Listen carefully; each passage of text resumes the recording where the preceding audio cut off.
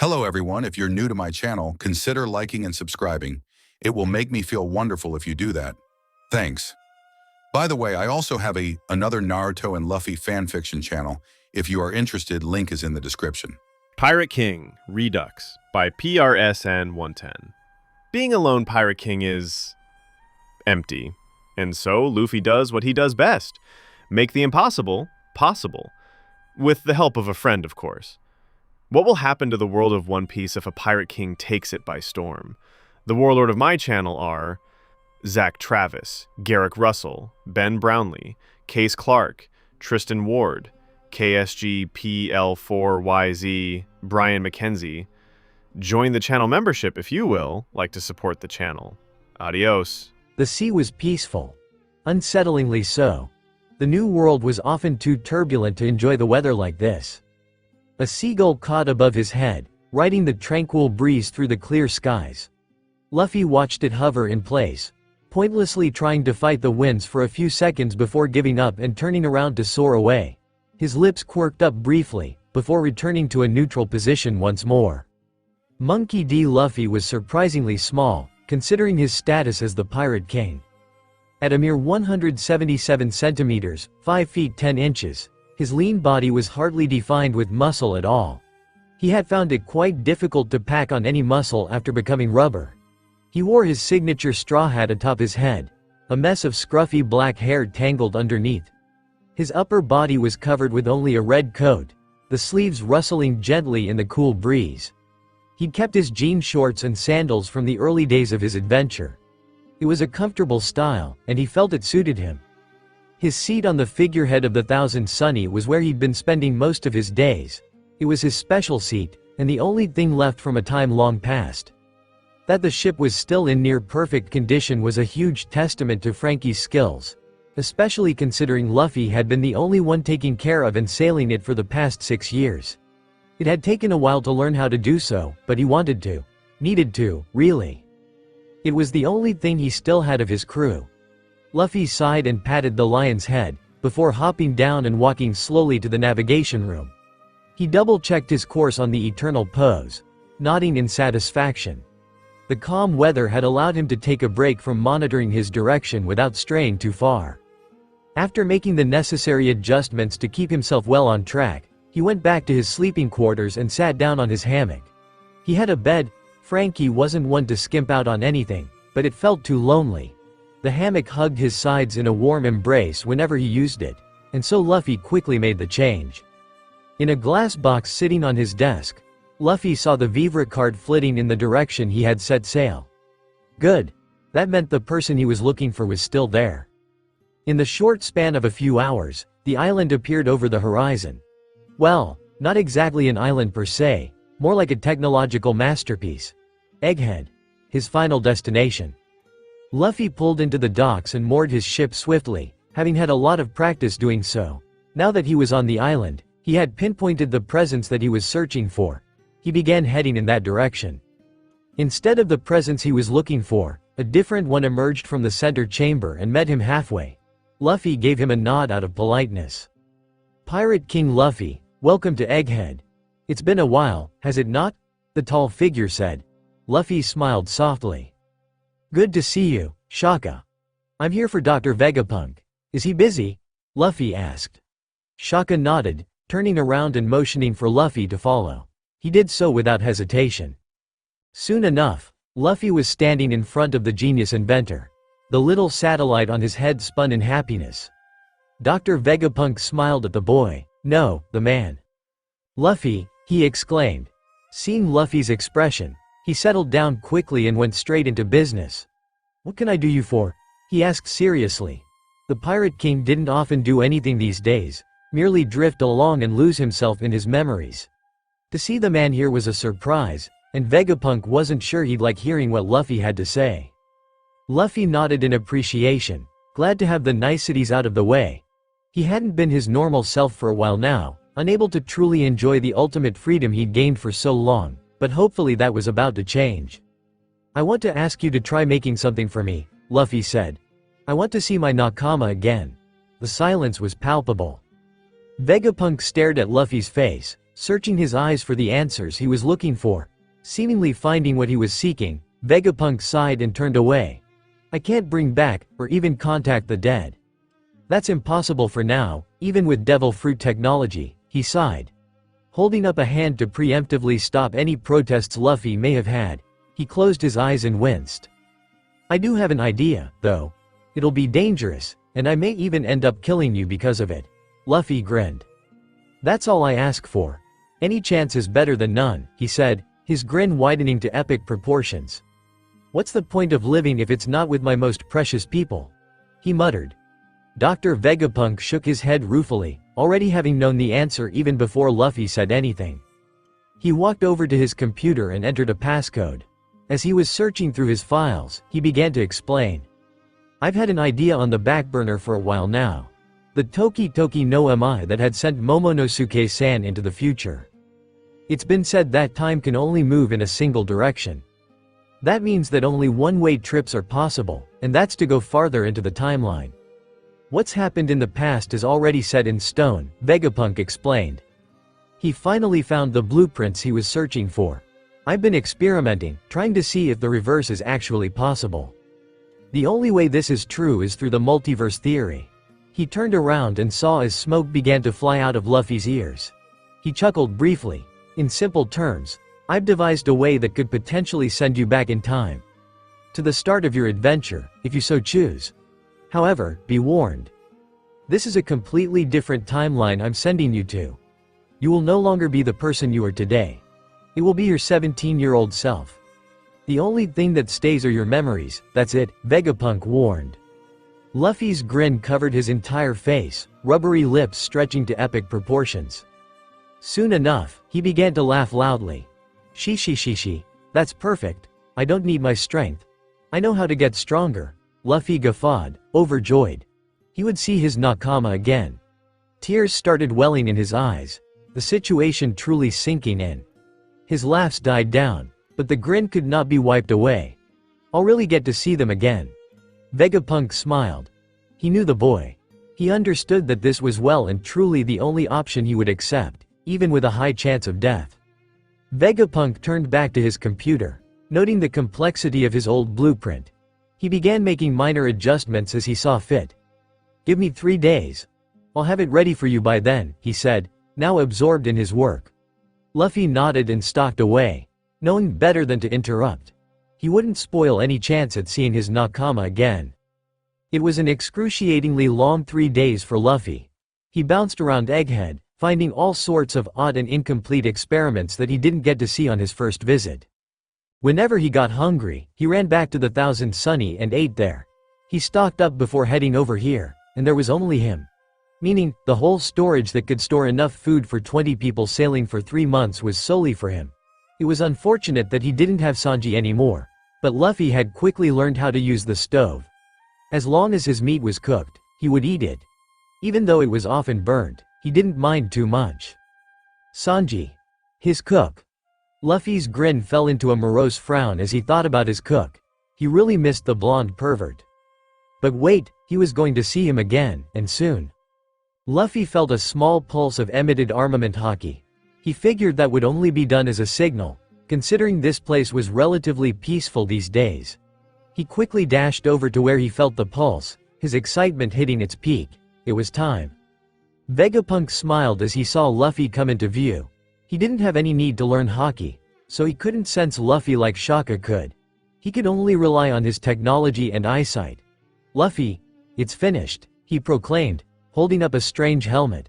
Luffy tilted his head curiously. That's still the past? He asked. He tapped his chin for a second, his face growing more red every moment. After steam began to pour out of his ears once again, Luffy shook his head vigorously. I don't get it, but whatever, I'll trust you, Applehead, Luffy said, giving Vegapunk a nickname once more. Vegapunk smiled, understanding that Luffy began to enjoy life once again under the prospect of sailing with his crew. Luffy, my boy, all you need to do is put this on. I control it remotely, so you don't have to worry about a thing, Vegapunk said. Luffy grinned and grabbed the device. As he was motioning to put it on his head, however, Vegapunk stopped him. You might want to hang your hat around your neck for this. I don't want any variables to mess this up. Luffy nodded and slipped his signature straw hat off his head, leaving it dangling around his neck. Putting the complicated helmet on, Luffy gave a thumbs up. Vegapunk typed in a command to his computer. "Good luck, Luffy. For your sake, I hope this goes well," he muttered. Luffy didn't seem to hear him. 10 seconds, Luffy. Go. Fulfill your dreams. Do whatever you choose. Whether it be Pirate King again, or even a Marine, it's a whole new life for you. Good luck, Vegapunk called out. Before Luffy had a chance to say anything, the countdown displayed on the computer monitor hit 0. With a massive flash of light, Luffy disappeared. Vegapunk blinked. Oops, he said, scratching his head. I could have sworn only the soul was supposed to go. Vegapunk's eyes widened. Ooh, I see. Well, physical matter can't really make it through the fabric of reality, so it shouldn't affect anything. Good luck with the pain, my boy. He trailed off. Being ripped apart at the seams didn't sound like his idea of a good time. Luffy would never be seen again. Not in this timeline, at least. Luffy couldn't see anything. The helmet didn't have eye holes, since there was no need for it. He spread his awareness as far as he could, but his observation haki found nothing. Not a single person. With his range, that meant one of two things. Either he lost his haki, or he somehow didn't end up in the right destination. Getting frustrated, Luffy ripped the helmet off his head. There was more resistance than he would have liked, but against his strength it was nothing he couldn't handle. Finally free of the stupid hat, Luffy got a proper look around. There was nothing. What's happening? He called out. Am I blind? Oh no, I don't want to go blind, he freaked out. He held his hands out in front of him and stared. He could still see them. Oh, phew, that was scary, he said. He glanced around again, still finding nothingness. What do I do about this? He wondered. That's when it happened. Searing pain erupted from every atom in his body. He felt himself being ripped apart. Og! He screamed, unable to keep it in. This was the worst pain he'd ever felt. The only thing that could really compare was Poison Guy's attack at Impelled Down, but even that was pitiful compared to this. Gritting his teeth and curling himself into a tight ball in a futile attempt to reduce the pain, Luffy panted and screamed for what felt like hours. It just wouldn't go away. There were times when he felt his consciousness slipping, and even more times that he probably did fall unconscious, but the pain never let that last long. Fading in and out, Luffy tried to hold on as long as he could. He needed to survive. To see his nakama again. H-A-A-A-A-G-G-G-H-H-H-H. Letting out one last agonized scream, Luffy finally gave in. My nakama. Luffy called out as he awoke. He panted, remembering the agony he was just subjected to. Hugging his body, Luffy shuddered. That was something he'd be happy to never experience again. He patted his body, feeling all over just to make sure he was still alive and whole. He was, but there was something different. His clothes. Luffy felt strange without his captain's coat that had been an integral part of his wardrobe for the better part of 5 years. It was a gift from Koby to try and cheer him up after a year of mourning the unfortunate passing of his entire crew. Currently, Luffy wore what used to be his signature look. He had on a red cardigan, closed and covering his lanky torso, with jean shorts. His shoes remained the comfortable sandals that he always wore, and his straw hat was in place. Luffy grinned and took off his straw hat, staring at it in awe. It didn't have all the scuffs and sewn patches that he'd acquired from years of adventuring. Hell, it didn't even have a string attached yet. Seeing his faithful hat in a much more repaired state really let the situation begin to sit in. He was back. Back to a time where he could see all his crew. He could go on adventures again with his nakama. Glancing around, Luffy tried to get a sense for where he was. There was a single empty barrel on the little dinghy. Luffy grinned. This must have been the start of his journey. A kind villager had given up his precious boat for Luffy to chase after his dream to be Pirate King. Even though it was a beautiful day, there was still something brewing in the ocean. Luffy stared ahead, seeing the beginnings of a whirlpool appear ahead of his boat. Bah! Stupid whirlpool. Like that'll be enough to stop me, he exclaimed, picking up the oars. Using his primitive navigation ability, Luffy pulled the boat out of the current, swirling together into a dangerous spiral and into something slightly safer. He had to be careful, but at least his sailing through the new world allowed him to do this much. Within a few minutes, he was fully out of danger. Shi, close one, Luffy laughed. He was quickly remembering the joy of adventure. Now, where to? He pondered. After a moment, he just shrugged and laid down, deciding to let the water take him wherever he needed to go. It didn't take long. Out of his peripheries, Luffy saw a massive cruise ship. He grinned, vaguely remembering meeting Koby here. In his excitement, he grabbed his paddles and began to row. On the deck of the cruise ship, one of the sailors shook the shoulder of the person next to him.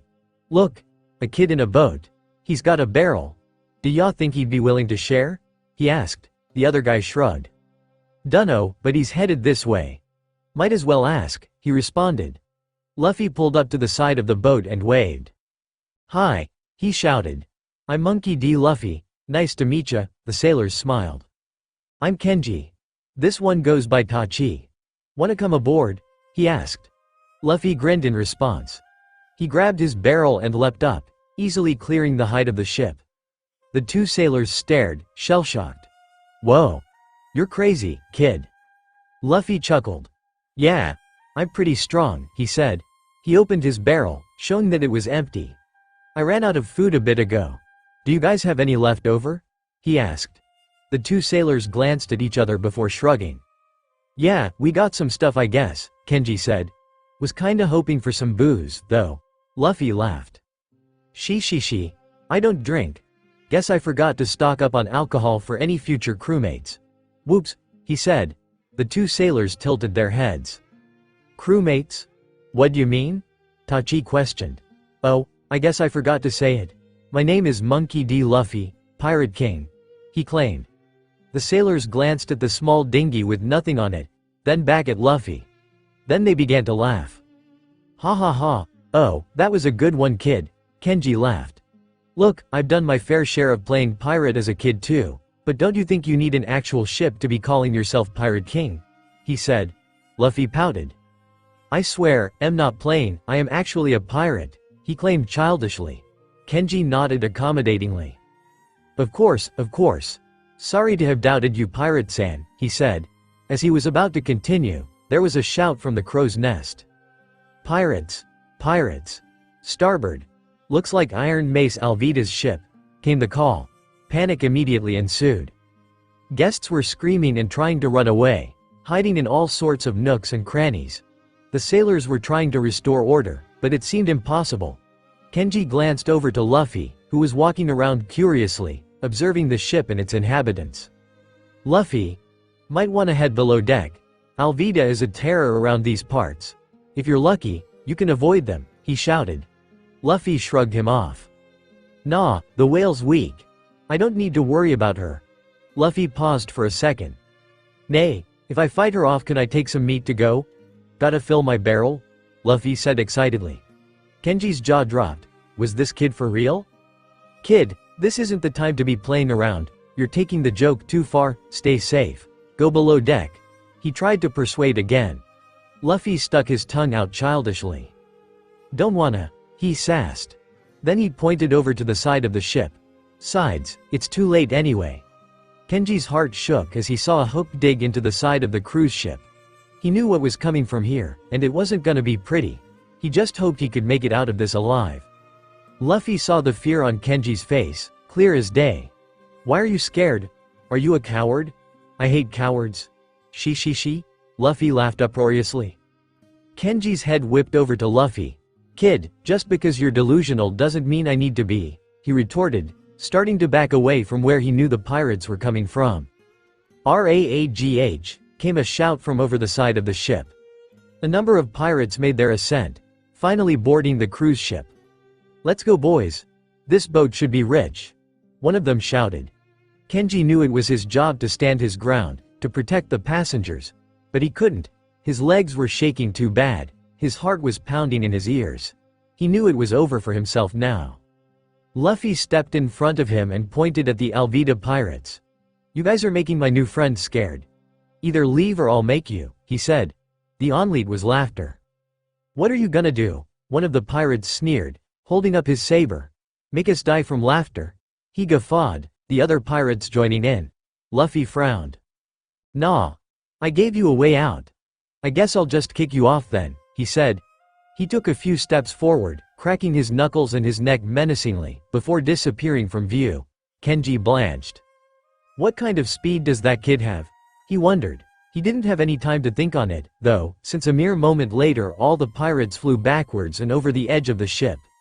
He ran to the edge, and saw the group of 16 groaning as they sprawled out along the deck of Alvida's ship. He blinked owlishly at Luffy. Seeing the look, Luffy grinned. Told ya. I'm strong, he grinned. Be right back. With that, Luffy jumped once more, easily clearing the gap and landing on Alvida's ship. Kenji sighed. Great. Abandoned twice. Now where did Tachi go? On the deck of Alvida's pirate ship stood a young boy, shaking like a leaf. His hair was a shock of pink, parted down the middle to uncover his forehead. He wore large, round glasses with thick lenses for his poor eyesight. His clothes, for want of a better term, were grimy and tattered. His previously white shirt was now a yellowish gray, caked in dirt and torn up along the seams. He had a sturdy pair of jean shorts that held up rather well, if you ignored the tears along the knees. It was clear he had very few options in terms of what he could wear. This boy's name was Koby, and he was currently fearing for his life. He was never part of this crew. One day, 2 years ago, he bought a ticket to ride on a fishing boat for a relaxing trip on the ocean. His hometown was dull, and he wanted to get a taste of the sea before applying to be a Marine. Unfortunately, it backfired. The boat he thought was his ticket to ride was actually commandeered by the Alvida pirates, who were stocking up on the island. By the time he had realized, it was too late. He had nowhere to go. The only thing keeping him alive at this point was his skill in navigation, and even then he knew that he was always on thin ice. After all, Alvida was a cruel woman. She wouldn't mind if he accidentally died while she released her anger on him with that giant club of hers. She only thought of herself, after all. Anyway, back to the matter at hand. Koby was supposed to be boarding the ship with the other pirates to find any loot he could. Just as he was about to begin working his way up the rope, however, the pirates that left him behind had suddenly flipped over the edge of the cruise ship and landed back on the deck, groaning in pain. To make matters worse, someone else jumped aboard after them. Koby assumed this was the guy that did this to the pirates. Koby let out a small yelp and fell on his back. Oh no, this was bad. He just gave away his position to the new guy on board, who seemed to have no problems beating up pirates. He tried to crawl backwards, getting as much distance as he could. But it was all for naught. The guy simply took a few steps and crossed the meager distance Koby tried to create between them. He crouched down and stared at Koby's face, the small pink-haired boy doing the same once he accepted his fate. Now that he got a good look, this guy didn't seem too scary. A small scar under his left eye aside, the man didn't even look close to being a teenager. 15, maybe 16 years old. There was also a straw hat, which greatly reduced any sort of fear factor the guy could have gotten otherwise. After a tense moment, the straw-hatted kid laughed. She. You're funny, he said. Koby felt a sweat drop roll down his temple. Really? Funny? Are you clumsy or something? There's nothing to trip on around here, he questioned, sounding very much like he thought Koby was stupid. Despite himself, Koby felt a little bit insulted. Not that he'd act on it. Do you know where you are? You've just boarded Iron Club Alvida's ship. Quick, run away before she kills you, Koby shouted. The team didn't seem to be that bad, or at least he seemed way too cheery for the situation he was in. Koby didn't want anyone to go through what he had, being locked up for 2 years against his will. The kid shrugged. She's not that strong, was all he said. Koby blanched. By the way, I'm Monkey D. Luffy, Pirate King. This day couldn't get any more surprising. Koby all but shouted at the black-haired teen. You're a pirate too? And you're chasing the legendary treasure no one's seen before? The One Piece? Impossible. There's just no way. Koby got a quick slap to the back of the head for that statement. Holding his head in his hands, he groaned in pain. OWW, what was that for? He backpedaled slightly, remembering the strength of this kid. It's okay, I'm used to it. Sorry, he apologized for complaining. Luffy frowned. You don't seem to be cut out for piracy. What are you doing here? Luffy asked. Before Koby could answer, Luffy quickly cut in again. Oh, and what's your name? I don't want to call you Pinky. Koby sighed at the childishness. Just when he thought Luffy would get a little serious. My name's Koby, and you're right, I'm not a pirate. I never wanted to be a pirate, but I didn't have a choice, he started. I was kidnapped by the Alvida pirates when I went out for a fishing trip. And I've been stuck here ever since. The only reason they keep me around is because I have basic navigation knowledge. Luffy tilted his head. If you don't like it here, why don't you just leave? Even just thinking about it, Koby shuddered. He waved his hands in refusal. What? No way. Alvida-sama would kill me before I get anywhere, he exclaimed. Luffy laughed. So you're a coward, he said. Koby pouted. No, I'm normal. Luffy stuck out his tongue. Normal is no fun, he said. Koby shrugged at that. Luffy took off his hat and spun it on his finger, watching it spin idly. If I were normal, I'd have given up on my dream a long time ago. But in doing so, I'd have nothing to live for, Luffy explained morosely, getting lost in memories. When he truly had nothing to live for. That was the darkest time of his life. He glanced over. You got any dreams, Koby? He asked.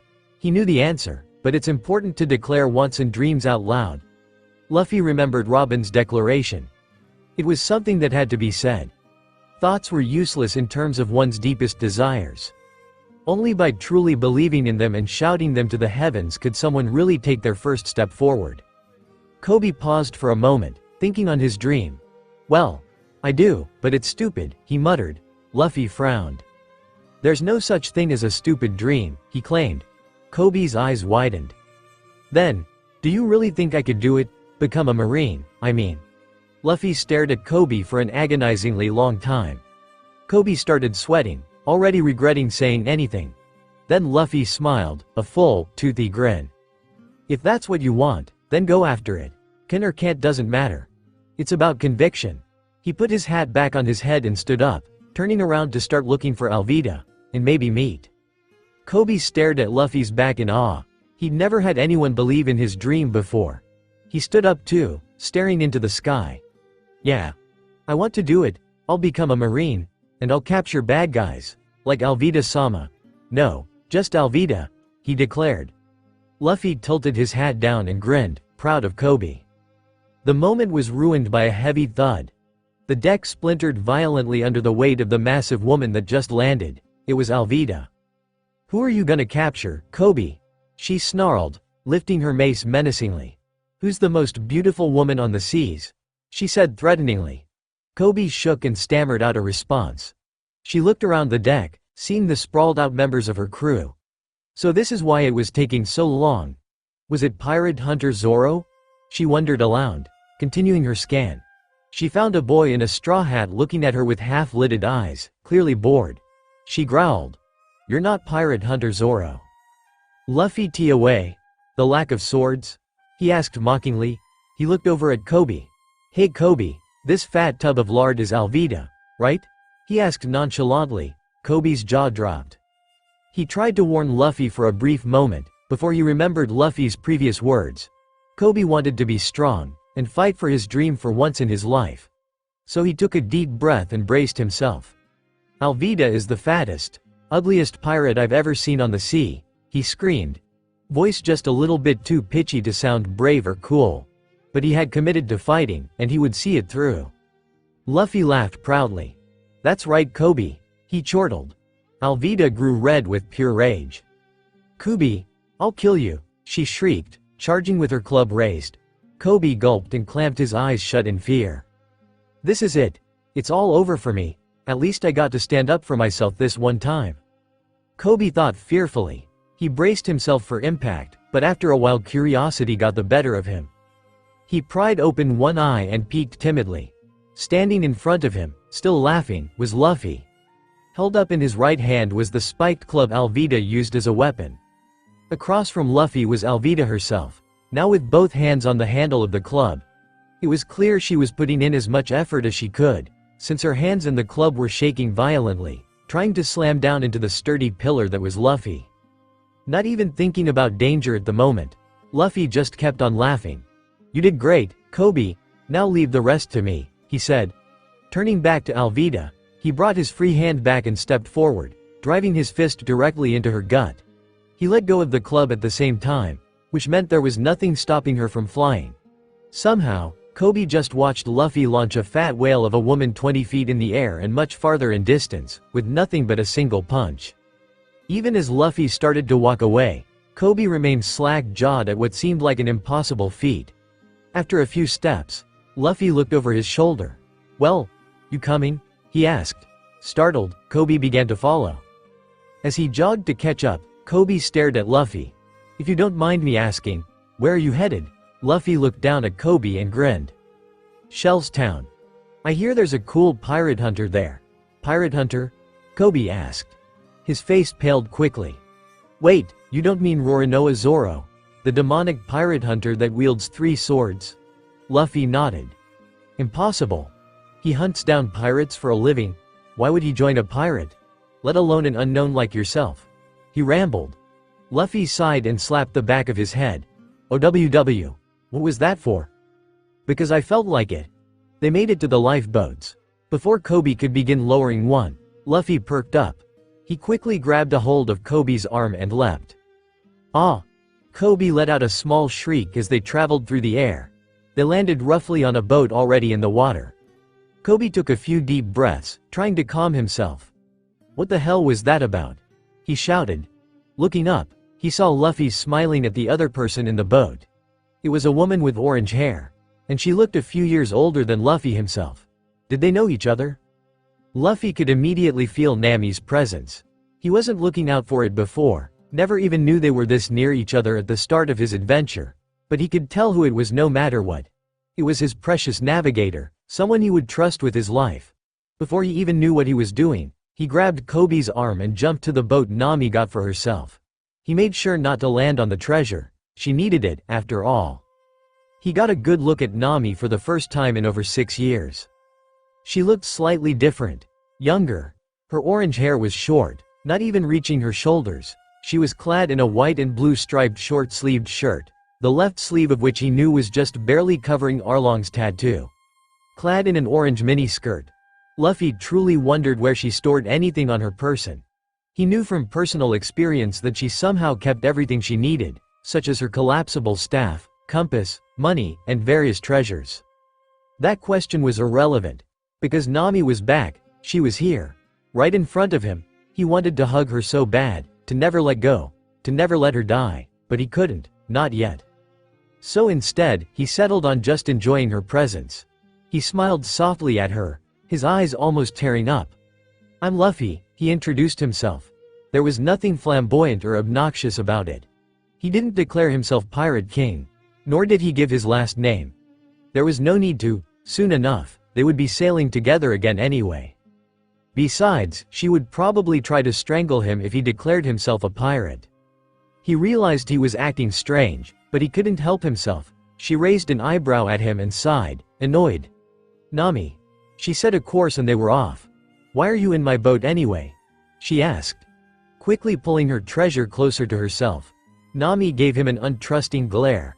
His heart hurt, but Luffy understood. "Trying to steal my treasure?" she growled. He laughed.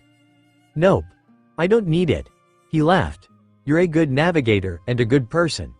"I wanted to say hi." Koby face-palmed. "I told you I was a navigator, Luffy," he shouted. "If you just stopped and listened, we wouldn't have had to bother Nami-san." "Oh yeah, you did say that, didn't you?" "Oops." Luffy laughed weakly. Nami narrowed her eyes.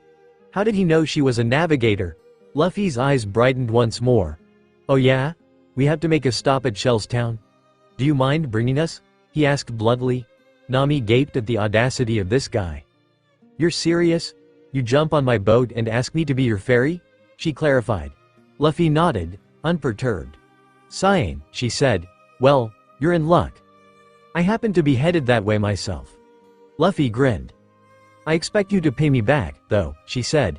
He smiled and nodded. "Of course." Nami sighed and looked over the sea. "Guess that settles it. Judging by the wind and currents, we'll hit land in about 19 hours, she said. Koby meekly stepped in. Nami-san? I don't mean to be rude, But are you sure that's the right ETA? He asked timidly. I thought it would have been nearly a day and a half from here. Nami grinned. You'll find that I'm the best damn navigator in the East Blue, she stated confidently. Luffy grinned and nodded along happily. She narrowed her eyes once again, but still said nothing. Sooner or later, she'd find out what the Straw Hat Kid knew. For some reason, she was confident in that thought. The time passed by quickly. Luffy kept bouncing, unable to sit still. Koby was watching the seas, trying to see how they could shave off an entire half a day from their journey, and Nami. Would you stop bouncing? She shouted, finally blowing her fuse after almost an hour of Luffy's excitement. He laughed sheepishly. Sorry, can't help myself. It's been too long since I've been on a proper adventure, he said, trying to bounce less. He was so damn excited, it was getting hard to sit still. Though at this point in time, there was nothing in sight for him to jump on, so he had to stay seated. Koby finally decided he couldn't figure out why Nami's navigation was so good, so instead he turned to Luffy. Nay, Luffy-san. You seem like a good person. So why is your goal to be Pirate King? He asked innocently. Nami froze. You're a pirate? I hate pirates. They cause nothing but trouble and evil, she shouted, but this time it wasn't out of annoyance. Luffy smiled sadly at her, knowing her feelings but also understanding he could currently do nothing to prevent her from hating him. Sighing, he looked at Koby. To me, being a pirate is about freedom. We aren't bound by rules, out here on the sea. The Pirate King, the greatest pirate in a sea of piracy, is the freest of them all, he said. Nami growled. Yeah. No rules, meaning you're free to plunder and kill as you please. Don't try to make it sound all fancy, pirate. She spat viciously. She saw him cringe away from her slightly and frown, but she held strong. Pirates were evil. That was well known by everyone.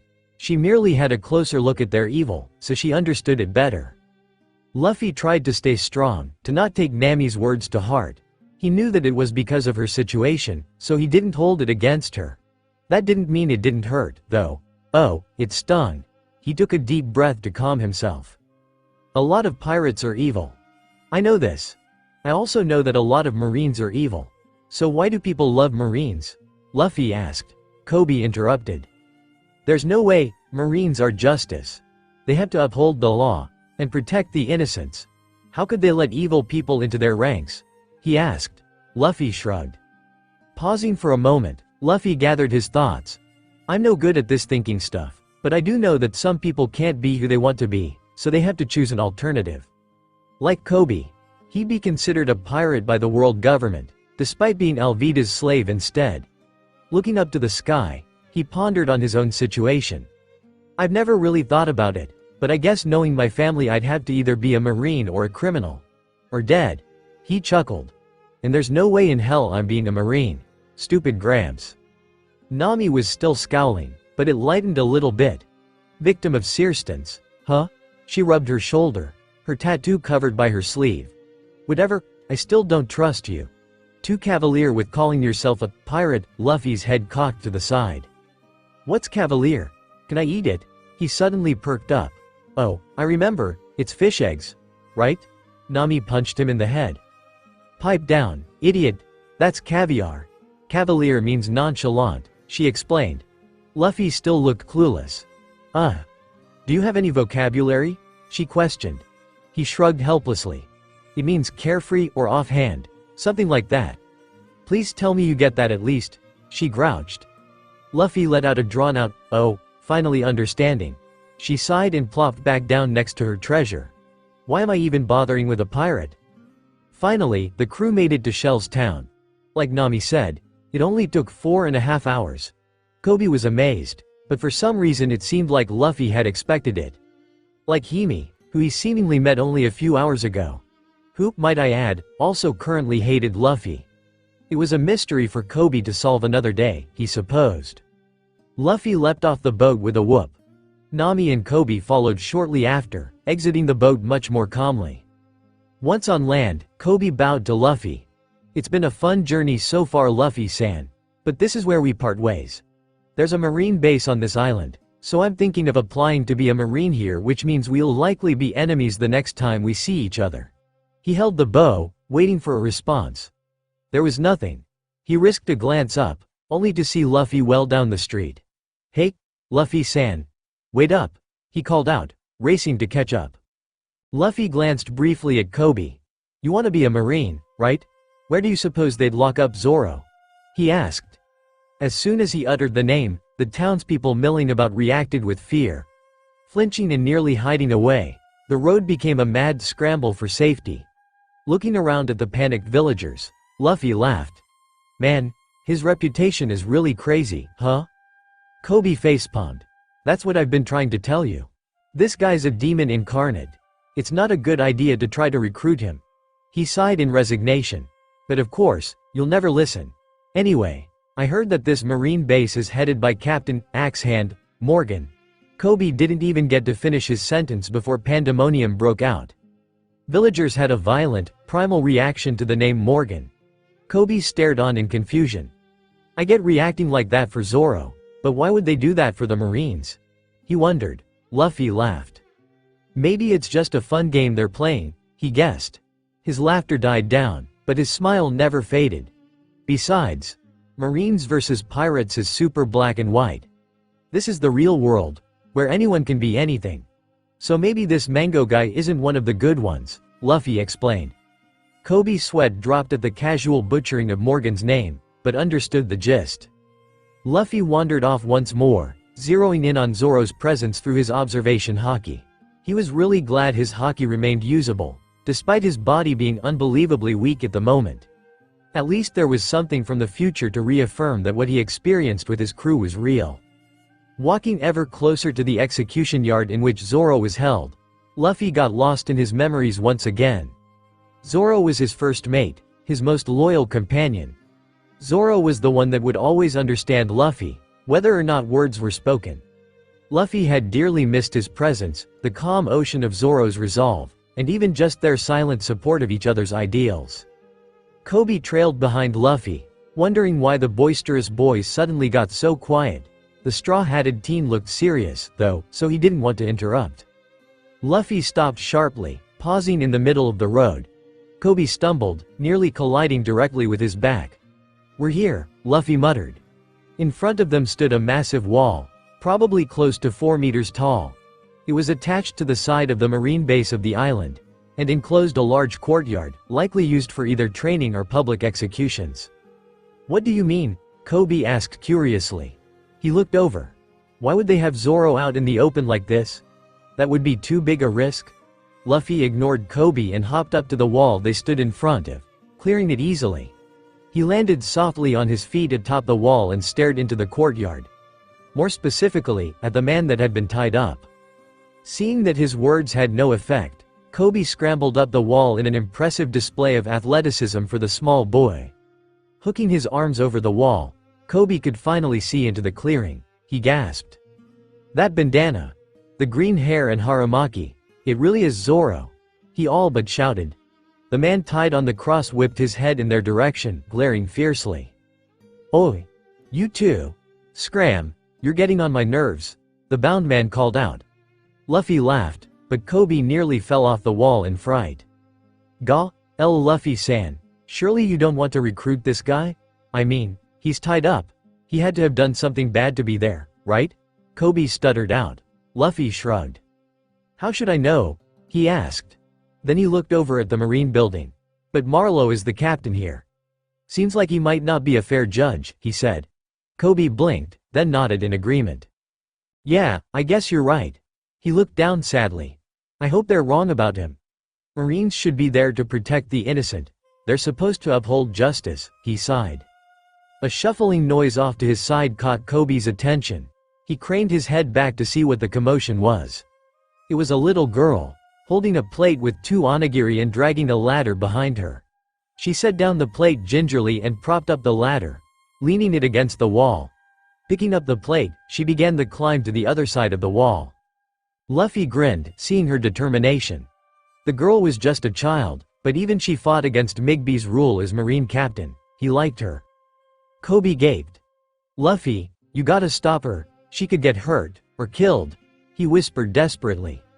Luffy ignored him, taking a seat on the wall and watching the events play out. Having gotten down safely from the wall, The little girl plodded over to the green-haired demon. She smiled innocently at him and held up the plate. "Swordsman-san, I thought you'd be hungry, so I made you some onigiri," she said happily. The joy was not reciprocated. "Get lost, kid. You looking to die?" Zoro said harshly. Luffy could see the urgency in his eyes as he tried to shoo her off. The girl started to tear up. "But, I thought," she seemed to be on the verge of breaking down. Zoro's visage softened. "Hey, you could get punished for helping me. I'll be fine. Leave, quickly," he urged. Rubbing her eyes and sniffling, the girl shook her head. "But it's so unfair," she cried out. A new voice cut in. "Would you look at that?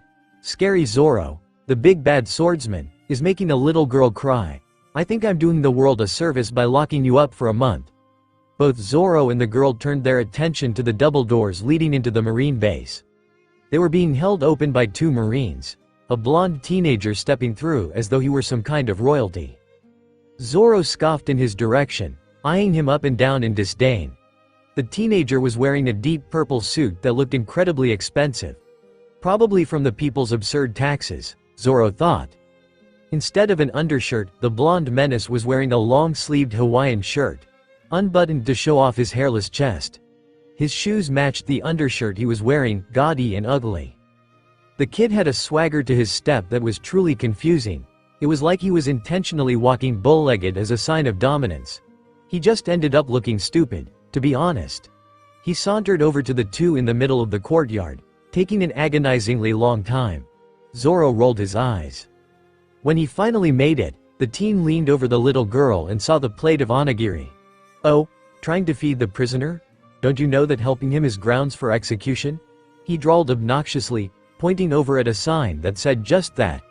The little girl started shaking in fear, eyes tearing up once again. She opened her mouth to speak, but nothing came out. The teen sneered. Might as well not let good food go to waste, he decided, snatching one of the onigiri from the plate. The girl started to try arguing, but remembered what he said about being executed and clammed up quickly once again.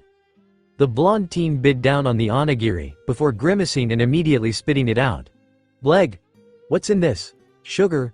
You're supposed to put salt in it." "Salt," he exclaimed, throwing the remains of the onigiri on the ground and digging his heel into it. To make matters worse, he even slapped the plate out of the girl's hands, breaking the ceramic and dirtying the other onigiri. The girl was fully crying at "Oot, I worked so hard on those," she sobbed out. The teen snorted derisively. "Then never become a chef," he scoffed. He snapped his finger and pointed at one of the marines accompanying him. "You, throw this girl out." The guard hesitated. "Sir, she's just a girl." Before he could finish his sentence, the boy stamped his foot petulantly. "I don't care. Throw her out or I'll tell Daddy of your insubordination," he whined. The marine saluted unwillingly and slowly headed over to the little girl. As he knelt down to pick her up, he whispered in her ear, "I'm sorry about this. Try and curl yourself into a ball. It'll make it hurt less." The girl nodded minutely and rubbed her eyes, trying in vain to stop her tears. The marine picked her up and tossed her gently over the tall wall where Luffy was sitting. Eyes widening at the person sitting on the wall, he tried to warn him briefly by waving his arms. Luffy just grinned and waved back childishly. The girl collided directly against his chest and they both flew over the wall. The marine panicked slightly, but couldn't let on that any of this was happening because if Helmeppo found out there was another person there, that one would surely be executed. On the other side of the wall, Koby saw Luffy fall backwards with a girl in his arms. He began to panic. "Oh no, Luffy," he called out, trying to reach the two that were falling. It was for naught, though, since Luffy merely rolled along the wall and landed on his feet smoothly.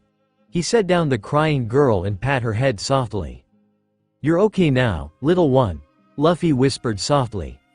The girl cried and hugged her savior tightly. He stayed kneeling, rubbing soothing circles on her back. After a moment, he released her and stood up. "Koby, go ahead and take her home." "I have something I want to do," he said, before jumping over the wall with ease. The girl's eyes goggled at the absurd jump. Koby chuckled. "Hard to believe, right? Luffy-san is really strong," he whispered reverently to the little girl. "Now come on, let's get you home." The little girl nodded. "Yeah, I want to go home," She sniffled. Koby smiled at her. I'm Koby, by the way. What's your name? He asked softly. She smiled back at him shyly. My name's Rika, she said. Over the wall, Luffy began walking over to Zoro. He stopped in front of the tied-up swordsman. Cocking his head, he stared at Zoro for an uncomfortably long time, basking in the presence of his first mate. After a while, Zoro huffed. What do you want? You laughing at me? He growled. Luffy smiled. You're strong, Zoro. I bet you could have beaten every marine here. So why'd you let yourself get locked up? He asked. Zoro blinked at the question, and the apparent belief in his strength.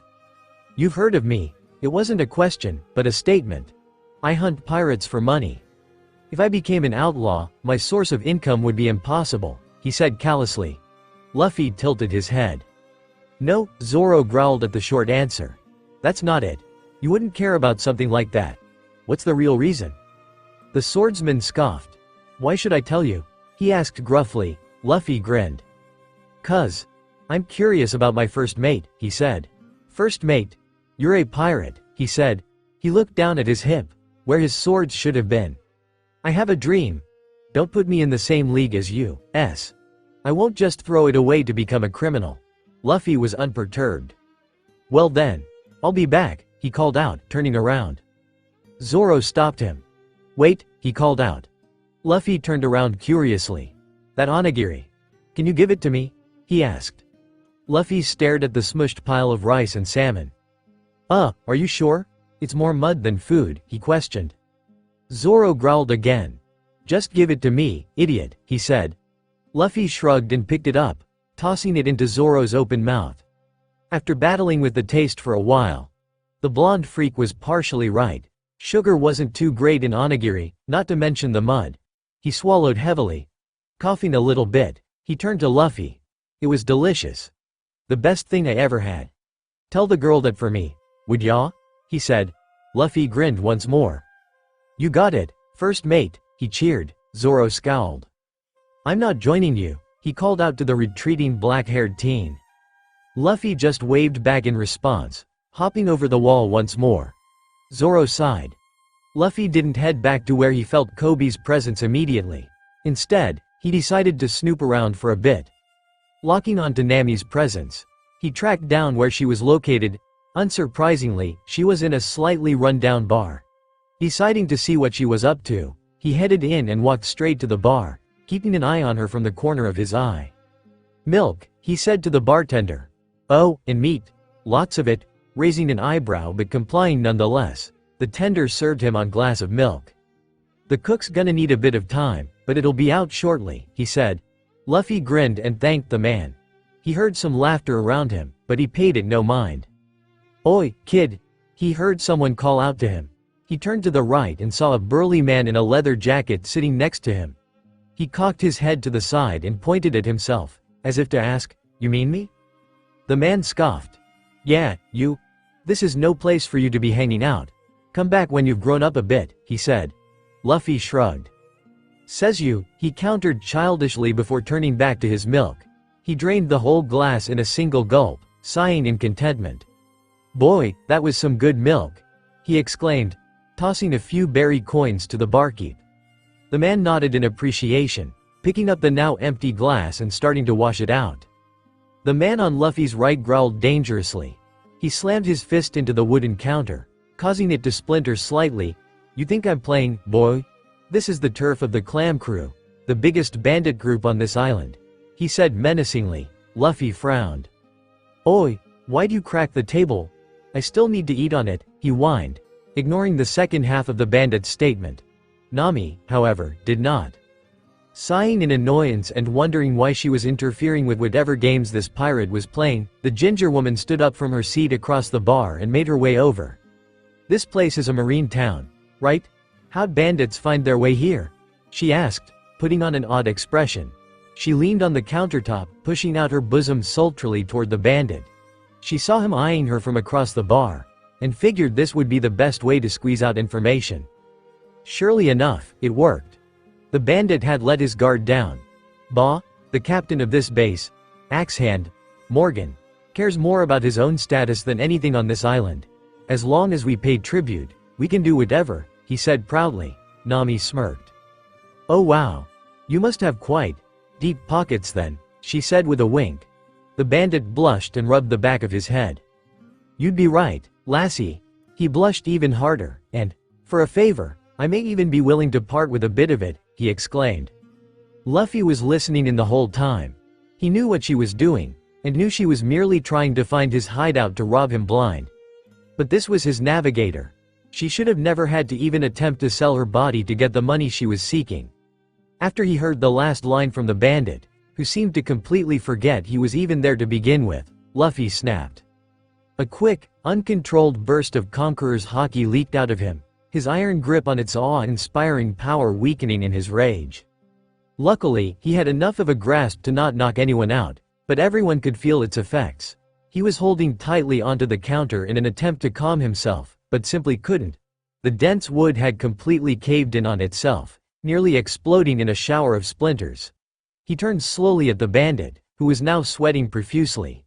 Out of the corner of his eye, he saw Nami with a look of confusion on her face, covered by a primal fear. A fear of him. That had managed to calm him down. He glanced sadly at her expression, but quickly schooled his face into a neutral mask. Never try to buy Nami ever again, he said threateningly. The bandit gulped and nodded. Luffy turned to the terrified bartender. I've changed my mind. I'll eat somewhere else. With his piece said, he stood up and walked out, grumbling under his breath. Always bandits, I hate bandits. A confused and slightly terrified Nami chased after him. Wait, Luffy, she called out. He paused and glanced over his shoulder at her, his anger still clearly visible. It subsided slightly after seeing her face, though. Yeah? He prompted. Nami took a deep breath. That was my mark, I was never gonna sleep with him. Just rob him, she shouted. Luffy sighed. Don't think I'm thankful for this. You're still a pirate, she reaffirmed. Yeah, I know, he said somberly. He turned away once more, and began walking down the road. But I couldn't help myself. I'll never let my friends get hurt. Not again. Nami reflexively caught the object tossed at her. Examining what was in her hands, she gasped. It was a bag of jewels. It had to be worth well over 200,000 berry. I picked it up from Alvida's ship. Figured you might need it if you're stooping to such lows, he called back. Nami reeled back, as if physically struck. She knew it was the truth, but he knew nothing of her situation. Why would he be so kind? She had to swallow the lump in her throat. Thank you, she called out. The straw-hatted teen just waved back, continuing his journey down the road. Luffy grinned as he approached where he felt Koby's presence. It was a quaint restaurant, so he would be getting his meal anyway. He vaguely recalled something about something happening in a restaurant, but it was nearly a decade ago and his memory wasn't the best. Cut him some slack. Besides, knowing what's going to happen made adventure so much less fun, so in a way Luffy was glad. Walking into the restaurant, the old new pirate made a beeline straight to where he knew Koby was. The scene he approached was one he truly wasn't expecting. Laying on the ground was Helmeppo, the blonde spawn of Morgat. Standing over him with a furious look on his face, was none other than Koby. He was balling his fists, the right one having busted knuckles dripping blood onto the floor. Luffy cocked his head and decided to watch what was going to happen. Koby seemed to be in the middle of a rant. That's not justice, you're abusing your power. The Marines stand for protecting the innocent, and keeping the world safe. Zoro-san hasn't done anything worthy of execution. As a matter of fact, as a bounty hunter he's technically on your side, Koby shouted at the whiny brat, breathing heavily. Luffy grinned and turned away from the fight, trusting Koby to do whatever he felt was right. Spotting the little girl in the corner hidden away from the commotion, Luffy bounced energetically over to her. She spotted him almost immediately and perked up, tugging on the pant leg of her mother next to her, whom Luffy just noticed as well. Hey, he said excitedly. You made it back all right. The girl grinned at him happily and nodded.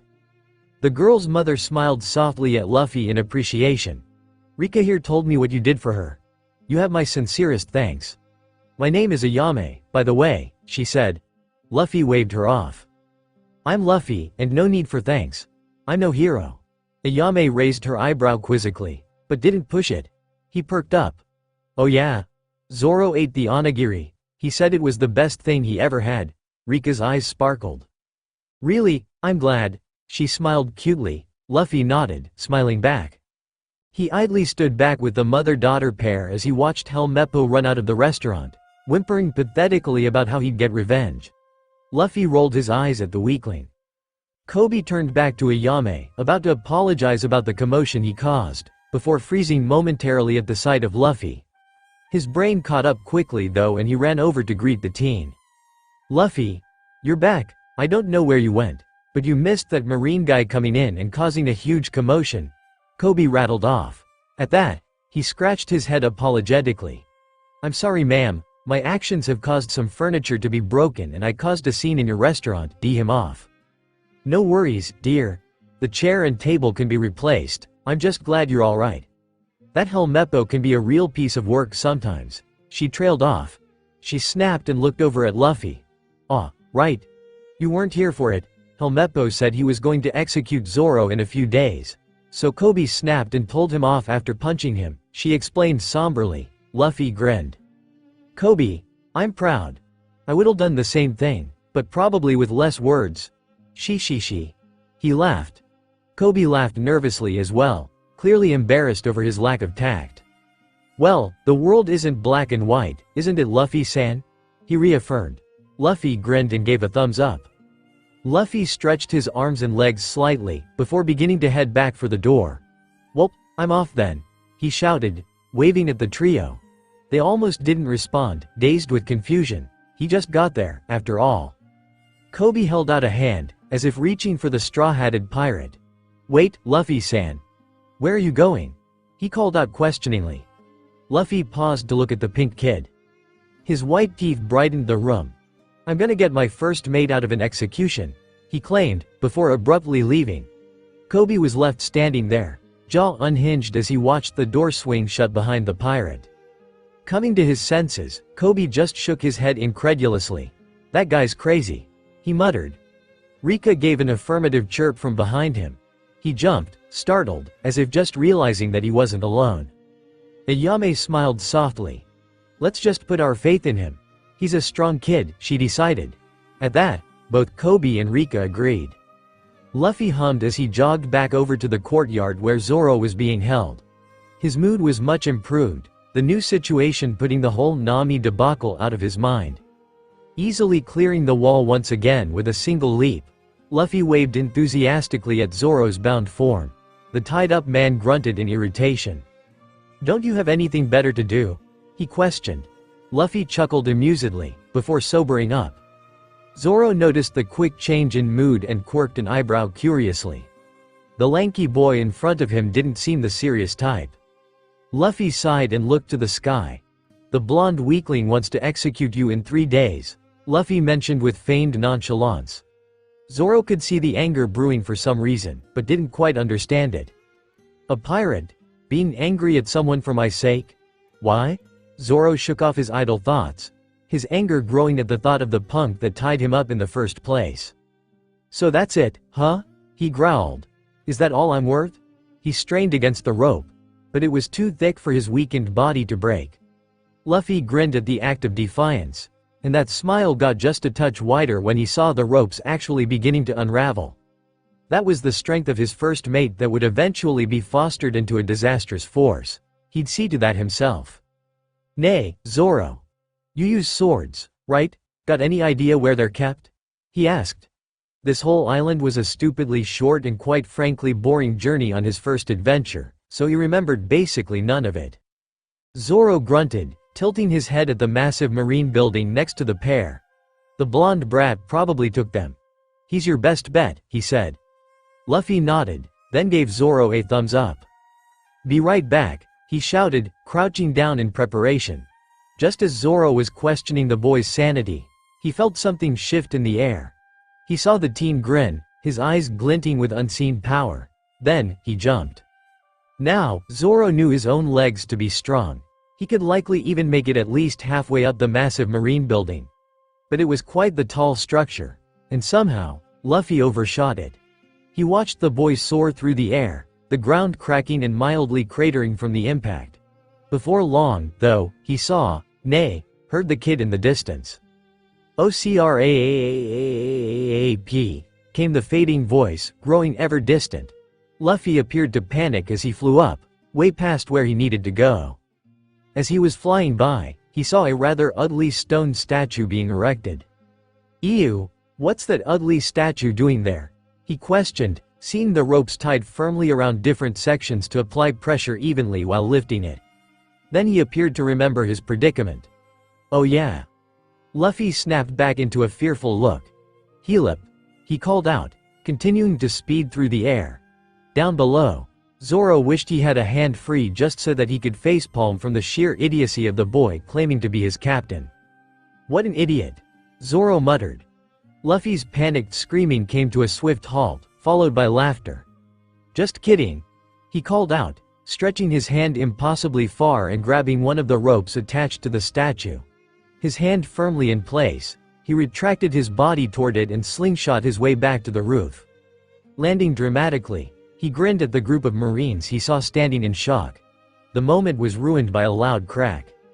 Turning around, Luffy watched a part of the statue fracture, quickly followed by the rest. Then it completely fell apart, chunks of stone crumbling down. He rubbed his head sheepishly. Sorry, he tried. Helmeppo ran to the rooftop, where he knew his father would be. After all, this day had been scheduled for months. The day his father would finally have a stone statue erected in his visage, to remind the people of Shell's town of his greatness. Busting through the door forcefully, Helmeppo finally allowed himself to stop running, leaning his hands onto his bent knees to try and support himself as he took deep breaths. As soon as he could catch his breath, he looked up at his father, the man staring down at his breathless form in anger. What could possibly be so important that you interrupt me now? He growled. Helmeppo nearly reeled back, before remembering that this great man was his father. He'd never hit Helmeppo before, because the blonde kid was his precious son. Father, there's someone I want you to kill, he shouted desperately. He hit me, even you have never done that before. The burly man brandished his axe, running a finger along it almost lovingly. Do you know why I never hit you, Captain Axe Hand? Morgan asked slowly, not even glancing in the direction of his son. Helmeppo blinked confusedly. Wasn't it obvious? Of course, it's because I'm your Precio Oif, he began, before he was swiftly cut off. With a fist in his gut from his beloved father, spittle flew out of his mouth and landed on Morgan's face. The captain grimaced, disgusted, before wiping it off. It's because you're not worth it. I'm the great one here. Me, not you, he declared angrily. You can ride on my coattails all you like, you pathetic waste of space. You'll never be anything without my name. The blonde boy lay on the ground, stunned. Tears nearly spilling out of his eyes. Helmeppo was about to call out. His father couldn't mean that, could he? Before he could say anything, he heard a screech in the sky. Helmeppo. With wide eyes, both Helmeppo and Morgan stared at the shooting bullet in the sky that happened to be wearing a straw hat.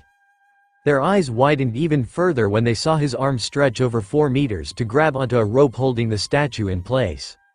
Morgan's eyes sharpened, realizing what was about to happen to his precious statue that he'd spent months preparing for. Men, keep a tight grip. I'll have you executed if so much as a scratch appears on my statue, he called out. But it was hopeless. The straw-hatted boy used the rope to fling himself back to the roof, landing harshly and cracking the tiles. Morgan watched with bated breath, hoping amongst hope that nothing would happen to the statue that this idiot had defiled. But alas, it wasn't meant to be. First was a single crack, then another, and suddenly, the whole thing collapsed on itself, its structural integrity in shambles. Sorry, the boy had the nerve to give a weak apology, as though that would fix anything, he growled. You're dead, Straw Hat, he promised, his axe hand glinting threateningly. Straw Hat just laughed, seemingly unfazed by the threat. The kid looked around briefly, seeing the personnel he had stationed on the roof. Then Straw Hat spotted his useless son, and perked up. Ah, you? I'll be borrowing you, thanks, the teen said, dashing directly at the supine boy. Morgan growled. Not on my watch, he called out. Marines, execute this man. But it was too late, once again. The boy was fast, He'd give credit where credit was due. Carrying Helmeppo, Luffy was already through the door and sprinting down the stairs to make it into the building proper. "Sir," a worthless pawn of a marine called out. Morgan snapped. "What now?" He exploded. Sweating, the marine pointed shakily down at the courtyard where Zoro was tied up. The captain glanced over the edge, witnessing a small pink-haired boy untying the prisoner. In his anger, he swiped his arm out and cut down the marine that had just informed him of this blatant insubordination. Raw insubordination everywhere. "Fine, I'll do everything myself," he shouted out, punching the wall as he stomped down the stairs. He didn't stay long enough to watch it collapse behind him. Running down the endless maze of halls, Luffy was fully lost at this point. Not to mention the screaming heap of weakness in his hands. "Wah! Please don't kill me," cried the blonde boy. Luffy rolled his eyes. "You took Zoro's swords, right? Where'd ya put him?" he asked, shaking the scaredy cat. With swirls in his eyes, Helmeppo could barely get out a response. "We passed it a few seconds ago." Luffy came to a screeching halt, holding up Helmeppo like a rag doll with an eyebrow quirked. "Really? Well, why didn't ya say so?" Helmeppo just groaned, dizzy and on the verge of blacking out. Luffy frowned and turned around, doubling back to find Zoro's swords. It didn't take too long. He found a vibrant, pink door that was clearly different from the rest of the base. Luffy shrugged and kicked the door open, haphazardly tossing Helmeppo on the bed as he searched for the swords. Ah! That white sheath! Luffy remembered it very well, for it was the only sword Zoro had that survived the entire journey from start to finish. Zoro's precious sword, the embodiment of his promise. The Wado Ichimonji.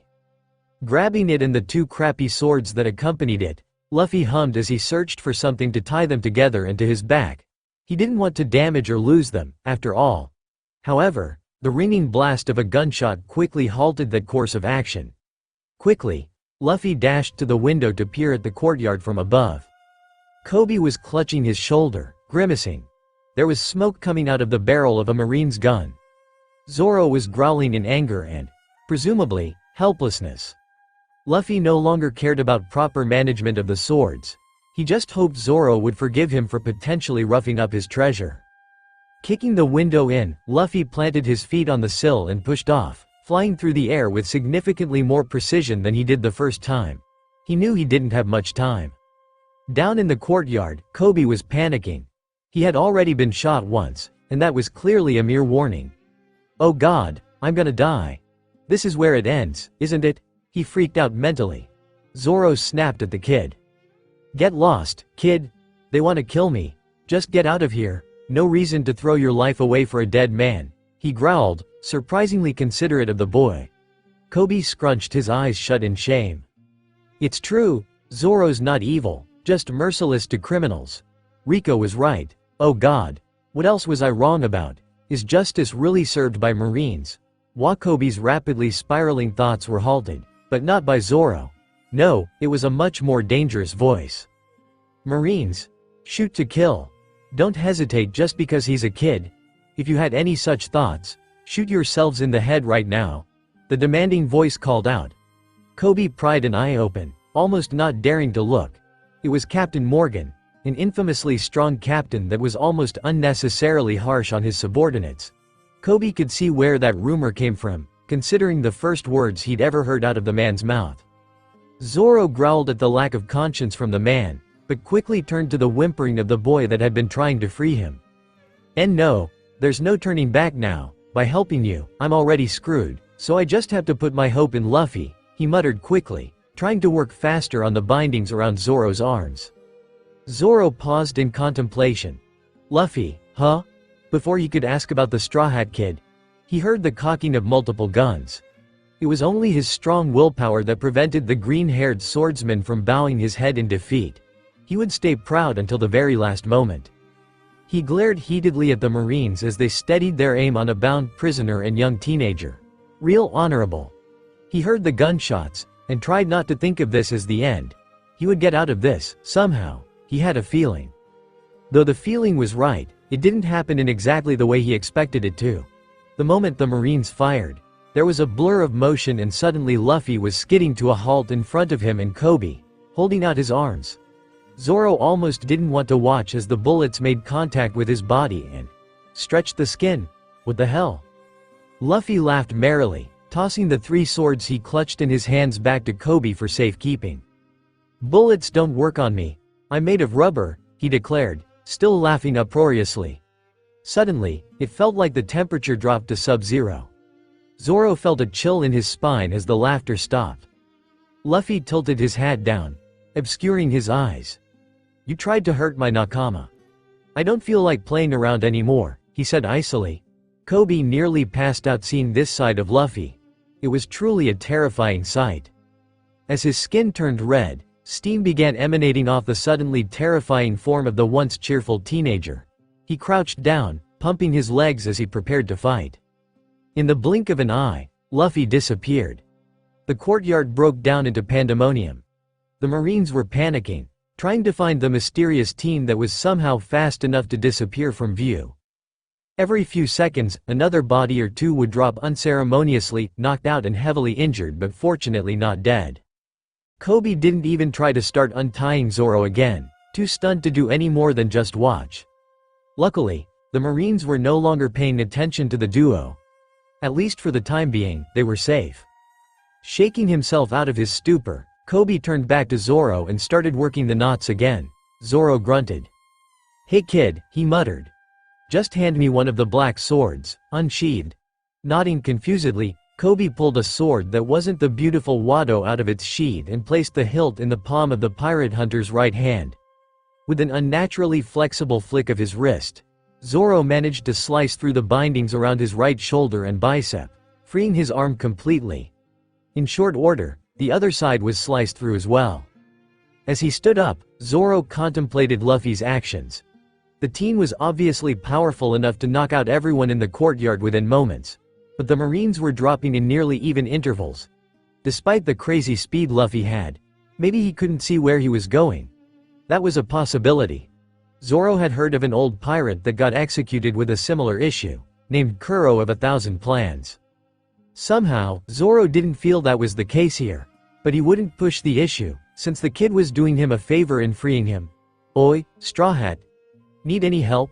He grinned viciously, wanting in on the action to stretch his body after being tied up for over 2 weeks. Luffy reappeared directly in front of the green teen, panting slightly but smiling wide. "You can only help if you join my crew," he said cheekily. Zoro laughed. "You're the devil's son, aren't you? Fine, I'm in," he exclaimed, dashing past the lanky teen and stopping 7 Marines from completing their sneak attack. He had to commend them. They knew when to press the advantage. It was just unfortunate that they were weak as hell. Luffy laughed and gave a triumphant thumbs up.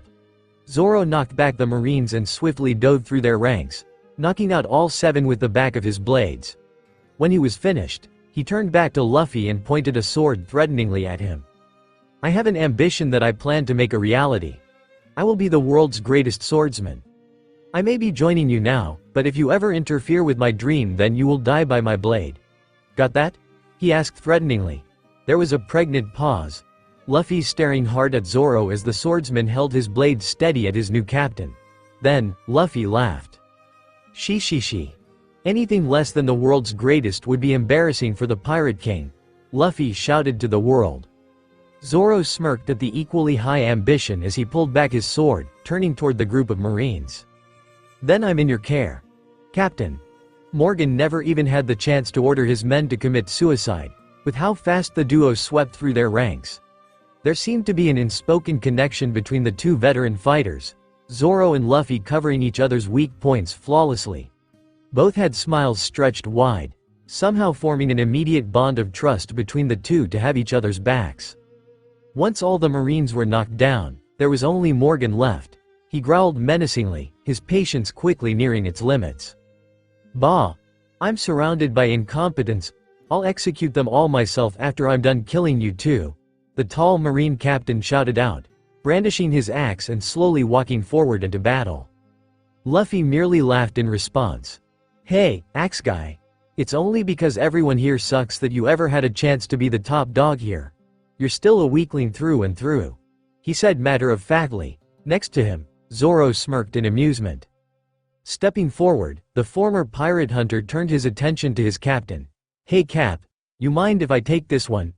I want to see how sharp that axe is," he asked nonchalantly. At Luffy's approving nod, he finally pulled out his Wado Ichimonji and placed it gently in his mouth, biting firmly to keep it in place. Ignoring Luffy's exaggerated breathing and dramatic collapse behind him, Zoro turned his full attention to the supposedly terrifying captain. "I will be your opponent. Let's see how good you are with that blade of yours," he said threateningly. Morgan chuckled lowly. "This axe is a sign of my greatness. I even defeated and executed the infamous Kuro, a 16 million berry criminal. With it, you stand no chance, boy, even if you were a famous pirate hunter," Morgan boasted, raising his axe arm threateningly. They stood stock still for a few moments, as though waiting for a signal to begin. Something shifted in the air. Simultaneously, they both took off. With a debilitating strike of near-superhuman strength, Morgan swung down at Zoro's cranium, looking to kill the man in a single blow. Unfortunately, Zoro's reputation wasn't unfounded and he seamlessly deflected the strike with the katana in his left hand, deftly sliding not but a few centimeters out of the way.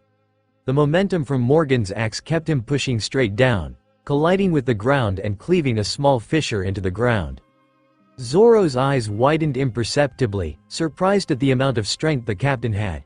He grinned at the challenge. Jumping back to create space, Zoro settled into a lax stance with his two blades, taunting the man. "Come on now, is that really all you got?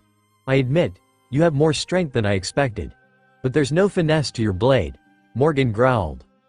"Your opinions don't matter, I'll kill you and your friends, then the rest of my weakling subordinates," Axe Hand reiterated, charging once more.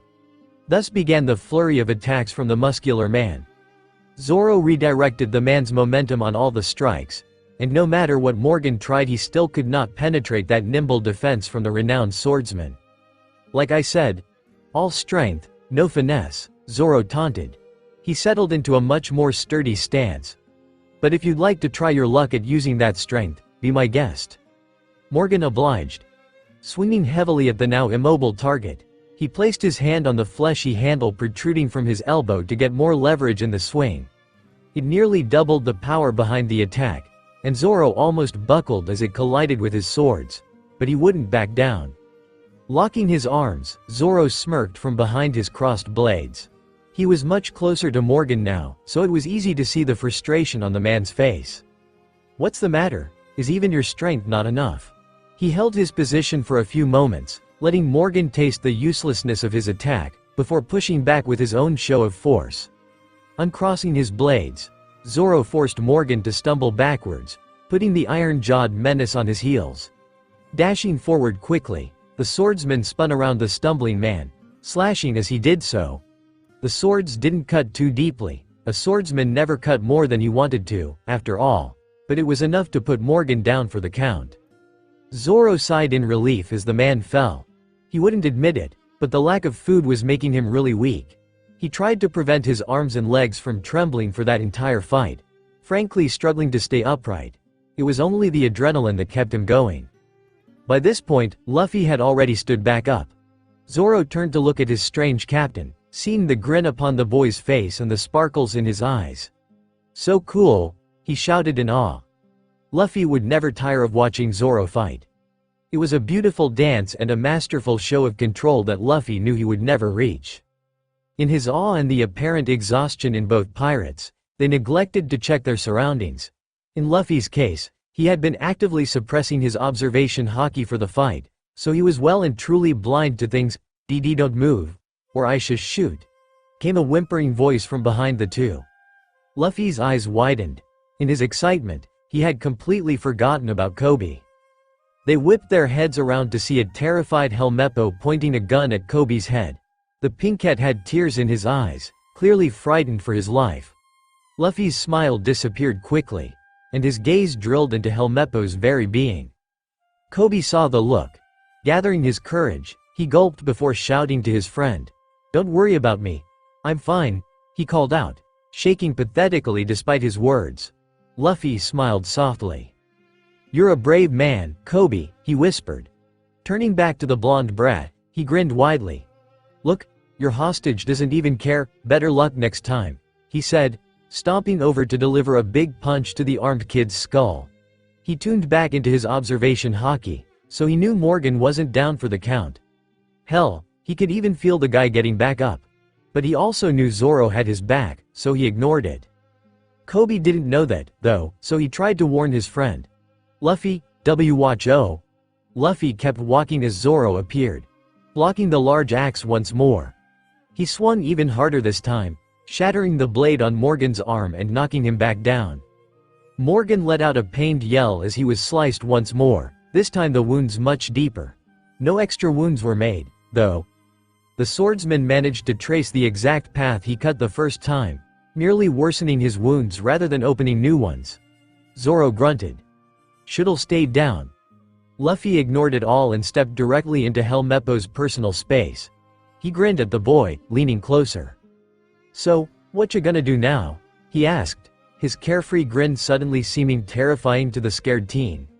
Shaking heavily, Helmeppo ended up fumbling and dropping the gun, only for it to be snatched out of the air by a fast-acting Luffy. Luffy smashed the butt of the gun on Helmeppo's head, scolding him. "Hey, watch it with these things. It could have gone off when it hit the ground," he warned, before noticing that the single weak hit had completely knocked out the pampered kid. "Geez, is this guy made of twigs or something? I barely tapped him," he complained. Koby gaped, awe clear on his face. Zoro joined the two, glancing around at the devastation they caused.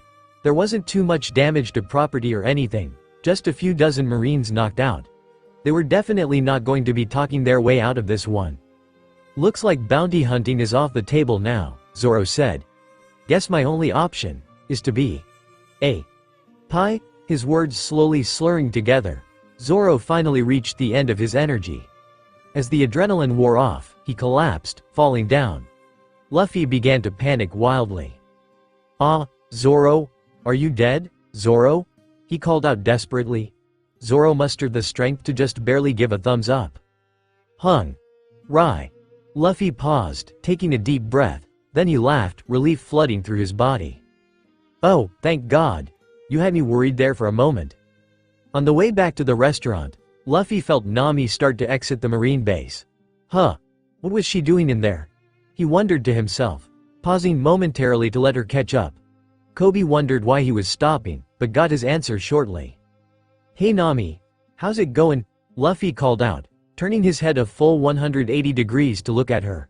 Nami shrieked in fright. "Ah, what the hell?" she asked, getting closer. "How the hell can your neck do that?" she asked. Luffy laughed. "I ate a devil fruit. My body's made of rubber." Nami tilted her head inquisitively. "I thought those were a myth," she exclaimed. She then thought back to what she remembered of the boys' fights. "But if you have a crazy power, why haven't you been using it to fight?" While in the marine base, she glanced outside and saw why the place was nearly empty. They were all fighting the kid in front of her. Luffy tilted his head at her question, thinking on it for a moment. "I was using it in the courtyard. But yeah, trying not to for now. I'll tell y'all later, when you're officially on the crew." He gave her a thumbs up and kept walking, determined to get Zoro some food. Nami slapped her face once more. This guy was an idiot. "Hey, I'm not joining your crew. Remember, I hate pirates?" Luffy's response was just a laugh.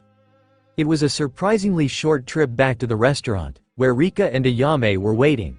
They promised free food to the four that walked in, claiming it to be a reward for freeing the island from Morgan's tyranny. Luffy tilted his head. Morgan was mean to this whole place? Wow, never knew. Luffy laughed. Koby sighed, wondering if the man had rubber for brains as well. "I guess you weren't here for it, Luffy-san. But Helmeppo is Morgan's son, and he's terrorized this place for quite a while by using Morgan's status. And also, at the courtyard Morgan ordered his men to commit suicide if they hesitated in killing us," he explained. Luffy frowned, understanding a little bit better now. "Huh. Well, glad he's gone then." The straw-hatted teen smiled, perking up. "Now then. Food," he exclaimed. Ayame laughed and stepped into the kitchen, intent on making a great meal for their saviors. Back with the four, Nami raised an eyebrow at Luffy. "So why'd you go so far for this place, if you didn't even know their problems?" she asked. It sounded casual, but he could see a glint in her eye that was more than just curiosity. Luffy brushed it off, though. "Oh, that was nothing, barely even an adventure," he grumbled. "But, I guess Magmar just pissed me off. He's the kind of guy the first hate the most. You don't turn your back on Nakama," he growled angrily.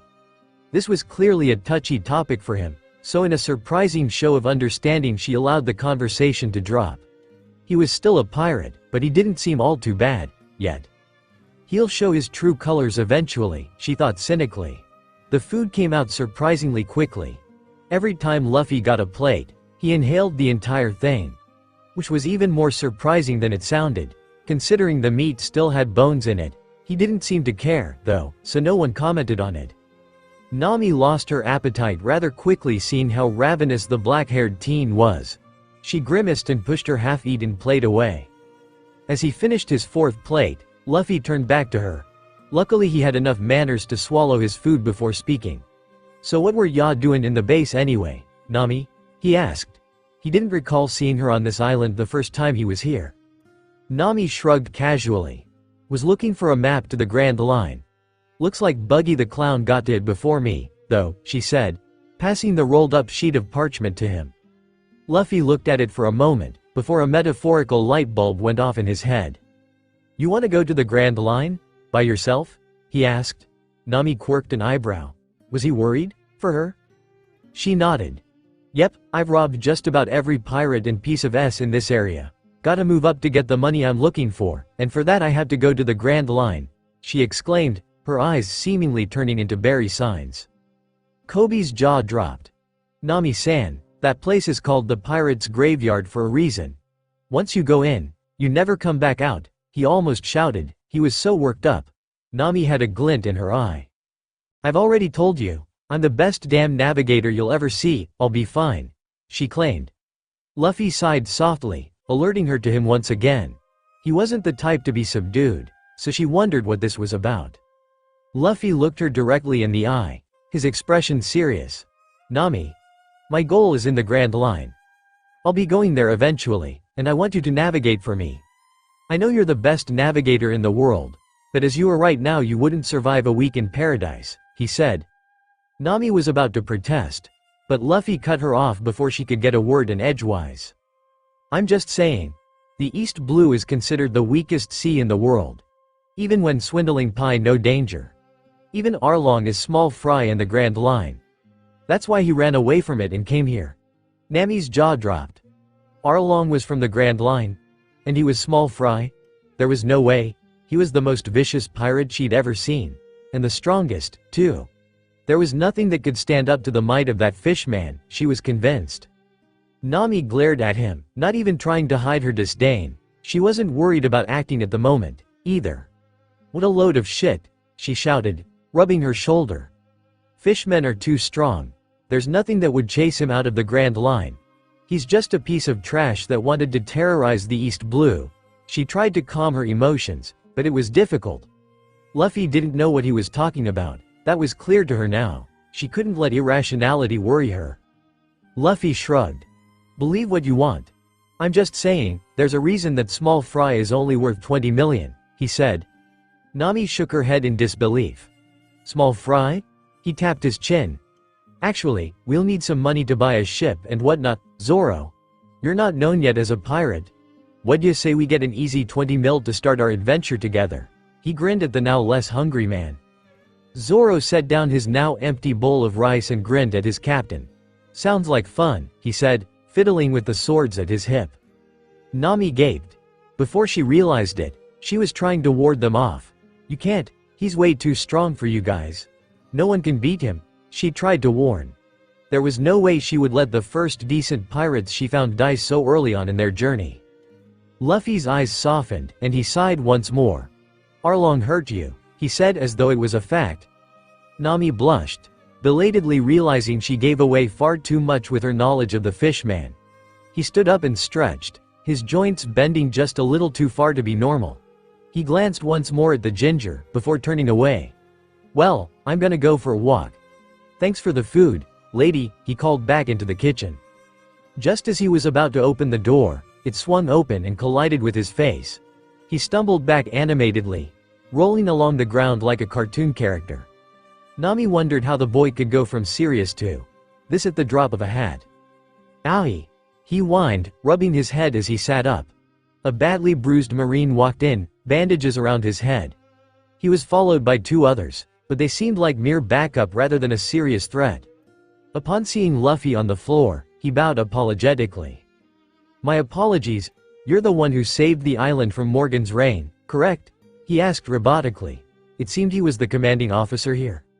Luffy nodded, standing up and dusting himself off. Yep, that's me. The officer nodded. I am Lieutenant Ripper. Due to Captain Morgan being arrested for illegal taxation and abuse of authority, I am now the officer in charge here, for the time being. We would like to thank you formally for your assistance, he said. Luffy waved him off. Ma. No need.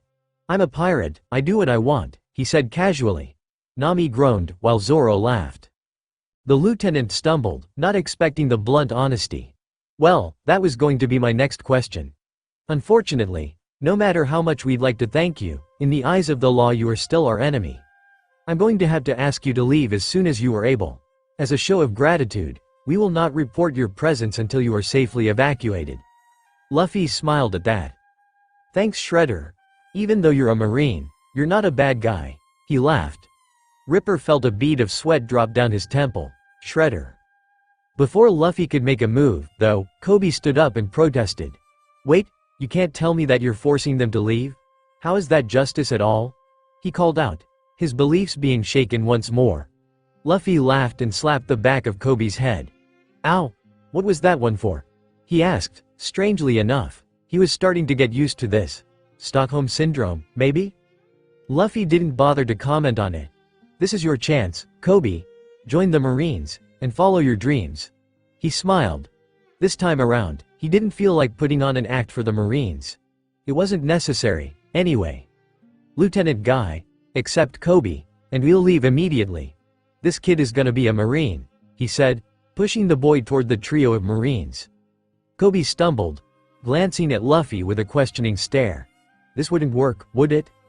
Sure enough, Ripper shook his head. I apologize, but that's not possible. There are proper protocols to follow before we accept anyone as an ensign, he said sadly. Koby bowed deeply.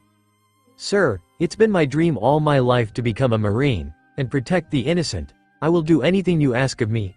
I cannot simply let this opportunity slip through my fingers. Sir, Koby shouted passionately. Ripper hesitated, feeling the burning desire within this young man. He knew the kid would be a great Marine, but protocol wouldn't allow it. Koby had been seen with 2 different pirate crews, after all. Before he could say anything, Luffy cut in once more. Just give Koby to Garp or something. Let him know that Luffy sent him. Ripper quirked a disbelieving eyebrow at the words. And how do you expect me to contact a vice admiral? He asked incredulously. Luffy shrugged. Whatever, I'll do it myself. Hey lady, you got a den mushi? He called out. Ayame poked her head out of the kitchen, freezing when she saw who all was there. Luffy grinned and waved at her, dispelling whatever tension she had. Smiling back, she nodded. Let me go grab it, I'll be back in a moment, she said softly, turning around and heading back into the kitchen. It wasn't long before the den mushi was ringing loudly. The lobby had long since been emptied of everyone but the crew and the Marines, the commotion scaring people away. After 3 rings, it clicked. Who is this? How'd y'all get this number? A gruff voice came out. Luffy grinned. Gramps, he shouted. Zoro and Nami fell over, stunned into silence. They looked at each other, brows furrowed, before glancing back at Luffy. Oi, brat. You ready to become a Marine yet? The voice called out. That was definitely Garp the Fist, hero of the Marines. Luffy laughed at him. She. Nope, but I got a replacement for me. Come stop by Shell's town in the East Blue. There's someone called Koby who's gonna be a great Marine. He spoke candidly. If you asked anyone in the room, it was perhaps a bit too candid. The voice laughed. I'll take any new recruits I can get, brat. Sounds like this one has potential. Luffy nodded vigorously, despite it only being a voice call. He'll blow you away, Gramps. Anyway, I gotta go. Can't be here when you make it, or else I'll be in danger. She, Luffy confirmed. Garp responded in kind. Bawahaha. You know it, brat. If I see ya, you're getting the fist of love, become a marine, you stubborn idiot. He shouted angrily. At least, it sounded angry. Never. The Pirate King can't be a marine, stupid, Luffy shot back. He hung up abruptly. He turned back and grinned at Koby. You're gonna be a marine, Koby. Isn't that great? He said. There was pure silence to his response. And then, the room burst into a cacophony of shouts. You know Garp the Fist? You're related to Garp the Fist? Why are you so weird? I'm gonna be a marine. Luffy rubbed the back of his head sheepishly as everyone tried to talk over one another. Eventually, though, the noise died down enough for him to talk again. Yeah, Garp's my Gramps. He's crazy strong, too. But don't worry, he probably won't come after us until we enter the Grand Line. He's too heavy a hitter for them to send out to the East Blue on anything but vacation, Luffy said. He tends to go a bit overboard. So he might kill someone as weak as an East Blue pirate. Except for me, of course. She, Luffy laughed. Nami shivered. Maybe I was wrong, she whispered to herself. She shook herself out of that thought quickly, though. No way. Fishmen, rely on anyone. I just need the 100 million berry and my town will be safe. Zoro grunted and stood up as well. So, is there gonna be a target on our backs immediately, then? Since you have such a powerful family member? He asked. Luffy tilted his head in thought. Dunno, maybe. Luckily they don't know my dad is Dragon, though. Luffy froze and looked at the trio of Marines. Ripper was nearly frothing at the mouth, but it seemed like no one else in the room knew who that was. Dragon. That name sounds important, but I don't think I've heard of him before. Is he famous? Nami asked. Zoro nodding along to the question. Luffy just put his hands behind his head and whistled innocently, trying to act natural. No, he said. Zoro facepalmed at the absolutely horrendous lie. Anyway, gotta go. Thanks for having us. See y'all later, Koby, and good luck. Gramps' training is kinda dangerous. Luffy called out quickly. Zoro and Nami followed shortly. Back in the bar, the Marines were trying to pull their lieutenant back from catatonia. Sir, are you okay? One of them asked. The other was tapping his chin. Where have I heard the name Dragon before? Ripper snapped back into focus. He calmly patted the two Marines on their shoulders and walked out of the building. Koby, follow me. You'll get your wardrobe shortly. And as for everyone here. He paused and looked at Ayame and the two Marines. Never mention the name Dragon to anyone. It may very well jeopardize Luffy-san's life, he said seriously. Everyone tensed up. It was that serious? As Luffy and Zoro hopped onto the boat, Nami untied it and kicked off. Where to, Captain? Zoro asked curiously. Nami was also wondering. Luffy held up the taunting letter from Buggy. Set sail to Tangerine City. We've got a clown to beat up, Luffy claimed, only to be met with confused silence. Nami spoke up uncertainly. Do you mean Orangetown? She asked hesitantly. Luffy grinned and nodded. Yep, that one. That's why you're my navigator, he said. Nami sighed, barely putting up a fight because she knew Luffy would ignore it. She set the course, and they were off. As they were relaxing on the open sea, Nami couldn't contain her curiosity. You told me I wouldn't survive at all in the Grand Line, right? She asked. Luffy nodded, yawning in boredom. The boat was too cramped to do anything fun, so he was just lazing about. She pondered her next question for a second. So, why are we getting the map right now? She asked. Obviously, she wanted the map. Her plan was still to go, despite what Luffy said. She was just curious as to his reasoning. Luffy sat up and adjusted his hat. You can't survive. I can, he said. There was no boasting involved in his statement, either. He genuinely believed what he was saying. Nami scoffed. Police. You can't navigate to save your life. How do you expect to survive in the Grand Line without being able to get around? She asked. She was genuinely wondering what his strategy was. Luffy grinned and pointed. If you want to be on my crew, I'll protect you and you navigate, win-win, right? He said. Nami groaned and backed off. I'm not becoming a pirate, you dimwit, she refuted for what felt like the 100th time. Luffy shrugged and laid back down. Whatever, he said, stretching his arm across the boat to reach into the barrel of apples they had with them. He felt around in the barrel, touching nothing but wood. He froze, snapping his arm back in place. Oh, he said. Nami, immediately worrying, got up and checked the barrel. It was empty. Rearing her arm back, she let loose the strongest punch she could muster onto Luffy's head. He recoiled back and rubbed his scalp. OWWW. He whined. Nami immediately laid into him. You idiot, that was supposed to be our food supply for the 4 days it would take to get to Orange Town. How the hell did you go through it all by the second day? She screeched, shaking him around like a rag doll. Luffy's eyes spiraled, his dizziness taking over. So we Nami, he muttered childishly, even though he genuinely seemed upset. Sensing a bird in the distance, he perked up. Hey, maybe I can catch us that bird over there, then we'll have food, he said in excitement. Just as he was locking onto the bird's exact location, he felt a fist collide with his head. Nami stood over his prone form, smoke rising from her fist. What would we even do with a dead bird? Huh? We're on a glorified raft? No kitchen. Remember? She reminded. Rubbing his scalp, Luffy made a noise of understanding. Oh, right. No bird, then. He stood back up and peered over the edge of the boat. What about fish, then? People eat those things raw all the time. He asked. Nami sighed heavily. Just give me a second, I'll adjust the course. She unfolded the massive map of the East Blue she had in her back pocket, heavy ink marks and corrections drawn all over it. It was her custom sea chart that she had been drafting on her 8 years of thievery, one that she would rework when she had all the information she needed. As she slid her finger across the surface, Nami found what she was looking for.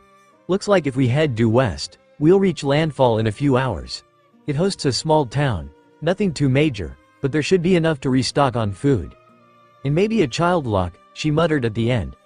Luffy grinned, very much ignoring the last part. You're amazing, Nami. Now, onward, to new adventure, the teen shouted, holding his hand on his straw hat to keep it securely on his head as he jumped to the front of the boat. He wanted to be watching when the island came into view. It wasn't long before the island actually popped into view over the horizon. Luffy grinned and bounced in place, rocking the boat slightly. Land ho! He called out excitedly, not minding the fact that both of his companions could also clearly see it. There was no crow's nest for a better view, after all. Zoro smirked at the sight of the new island. I wonder if there's a good bar here, he wondered. Nami growled.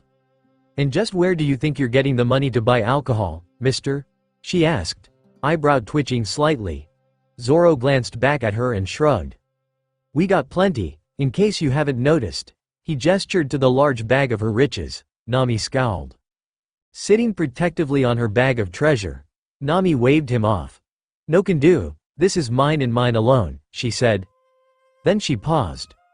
Well, I could maybe consider giving you a bit. For 300% interest, that is, she smirked. Zoro frowned. Fine, whatever. No booze for now, he grouched. He glanced over at Luffy's grinning visage. Oi, Captain. What's the money situation looking like? Do we have personal expenses for things? He asked. There was no way in hell he would be sober for the entire journey. Luffy paused for a moment, tilting his head in thought. Sure, why not? He motioned to Nami. Nami is good with money, so she can handle it. But Nami, the money will be the crew's money, not yours alone. Nami frowned. I thought I said I wasn't going to join your damn crew, she replied. For the umpteenth time, she tacked on quietly. Luffy shrugged. It's just money. Tell y'all what, we split it into thirds and your money is to do with as you want, he reasoned.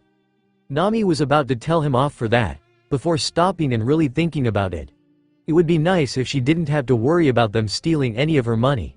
She knew she wouldn't be able to stop them for a second if they really wanted to get at her stash. But a third was way too little. She made a counter offer. I get half. Luffy shrugged. Sure, she almost pouted. She was hoping he would argue and she could have a way to back out of the deal. Now she was basically had to accept. Fine, she ground out, throwing a stack of berry at Zoro's head. He smirked as he deftly caught the flying money. "Thanks, thief," he said smugly. Nami grit her teeth at the loss of what should have been her precious money, and tried to ignore the annoying green-haired menace. Luffy just laughed. The whole exchange between the crew had taken enough time that they were now nearing the docks. Nami maneuvered the small boat into an open dock and tossed a rope over to Zoro, who was sitting port side.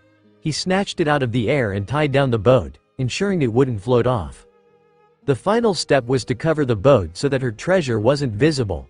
She took out the berries she needed to restock, lamenting the waste of money that this visit was, and threw her sack of loot into the empty barrel that used to house the apples, covering it with the lid. Perfect. They would be safe docking here. They still didn't sail with a Jolly Roger, which would no doubt come soon considering Luffy's rambling about being a pirate, so for the meantime they wouldn't be prosecuted by simply mooring at an island. Luffy leapt out of the boat with an enthusiasm she had begun to associate with him. He grinned and looked around, seemingly barely holding himself back from wandering off. He watched as Nami and Zoro handled the boat, waiting for them to finish so that he could go on an adventure. Nami was quickly getting irritated with Luffy's boundless energy and inability to sit still. She waved him off aggressively. "Go and have fun, idiot.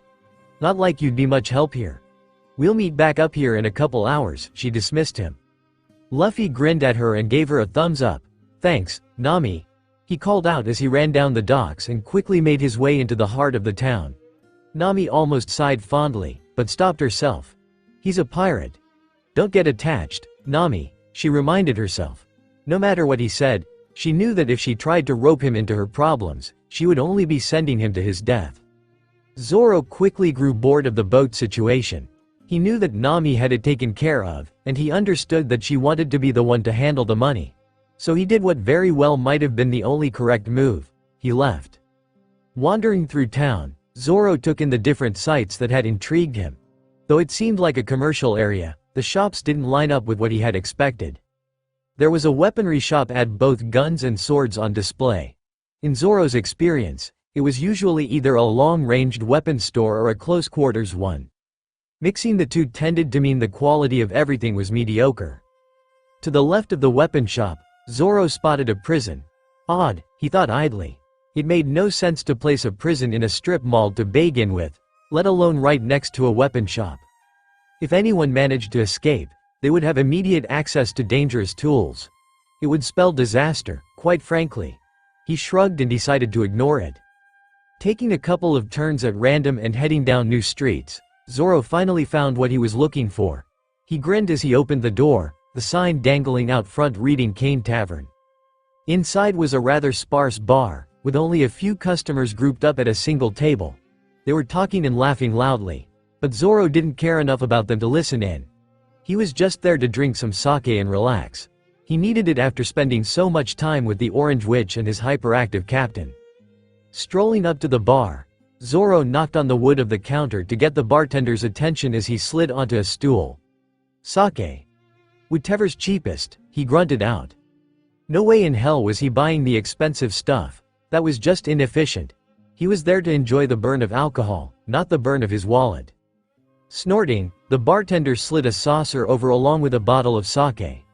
"Bottom shelf sake for you, sir," he said derisively. Zoro ignored the man, as well as the saucer, and picked up the bottle to drink directly from it. Taking a few swigs, Zoro let out a sigh of relief. It had been far too long without the sweet taste of the rice wine, and he missed his vice. When he willingly strung himself up in an execution yard for a little girl, he wasn't given alcohol for obvious reasons.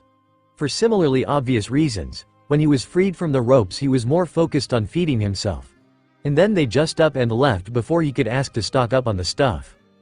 Idly, Zoro noticed that the chatter from the four at the table had died down, but it still didn't bother him. He was content with just relaxing for once. It wasn't until he felt someone tap his shoulder that the greenette sighed and turned to the offending party. "What do you want?" he groused. Was it really too much to ask to just drink in peace? The person who tapped on his shoulder seemed to be the leader of the small bunch. He had on a cardigan much like Zoro's captain, only this one was blue. Around his right bicep was a bandana that seemed to have a rather intricate pattern that Zoro didn't feel the need to look too deeply at. The guy was rather muscular, but his sunglasses were ridiculous and detracted from whatever intimidation he was trying to go for. Zoro scowled at the guy. Smirking, the guy crossed his arms. Was just wondering why you were carrying 3 swords, compensating for something? The guy asked. Zoro snorted in annoyance. Where have I heard that before? Oh yeah, from everyone I fought. Come up with something original, pal. Zoro snarked back. The man in the front stopped smirking, and Zoro saw his jaw tighten. He rolled his eyes at the stupidly low temper of the man. Before the guy could lash out at the greenette, one of the guys behind him spoke up. Oi, Soma-san. If I recall correctly, that's Pirate Hunter Zoro. I think he's a big shot around here in the East Blue, the guy said. The leader, Soma, laughed out loud at that. Zoro just went back to drinking, accepting that they were just going to be talking amongst themselves for a bit. Oh, some big shot in the weakest blue. That's a riot, Soma said, prompting a few laughs from the guys behind him. A different person spoke up, a woman this time. This guy must think he's all that or something. I mean, 3 swords, really? And talk about a fashion disaster. Who uses a haramaki these days? She laughed. Zoro didn't care. His haramaki was comfortable and unrestrictive, and he didn't give a damn about fashion. And what about that stupid white sheath? At least color match, you bastard. That did it. They could talk shit about him all they wanted, but not Kuina, not her treasure. Setting down his half-downed bottle of sake, Zoro stood up and faced the 4. He placed his hand on the hilts of his swords, silently preparing himself. He glared at Soma. Are you done? He bit out. His tone caused Soma to freeze briefly, but that hardly fazed the man. He brought back his insufferable smirk and kept looking down on the swordsman. Not even slightly. Come on, how about a wager? We fight, and if I win I get your swords. I lose, we'll get out of your hair. I mean, what have you got to lose? Some scrap metal? Soma taunted. Zoro sighed and turned back to his bottle of sake. He saw the bartender out of the corner of his eye, sitting behind the bar to stay out of sight. He smirked. Smart man. I'm a swordsman, not a circus act. Leave me. He spat at the man. Soma's smirk once again turned into a frown, and he was clearly straining himself not to fly off the handle. Zoro knew the guy was trying to bait him, but the greenette wasn't stupid or hot-headed. Most of the time. Unfortunately, it seemed as though one of the other people weren't so hesitant to restrain themselves. Zoro had a sneaking suspicion that Soma wanted to take the fight outside so as to not break his drinking spot as well as have more freedom of movement, but the other guy had no such reservations.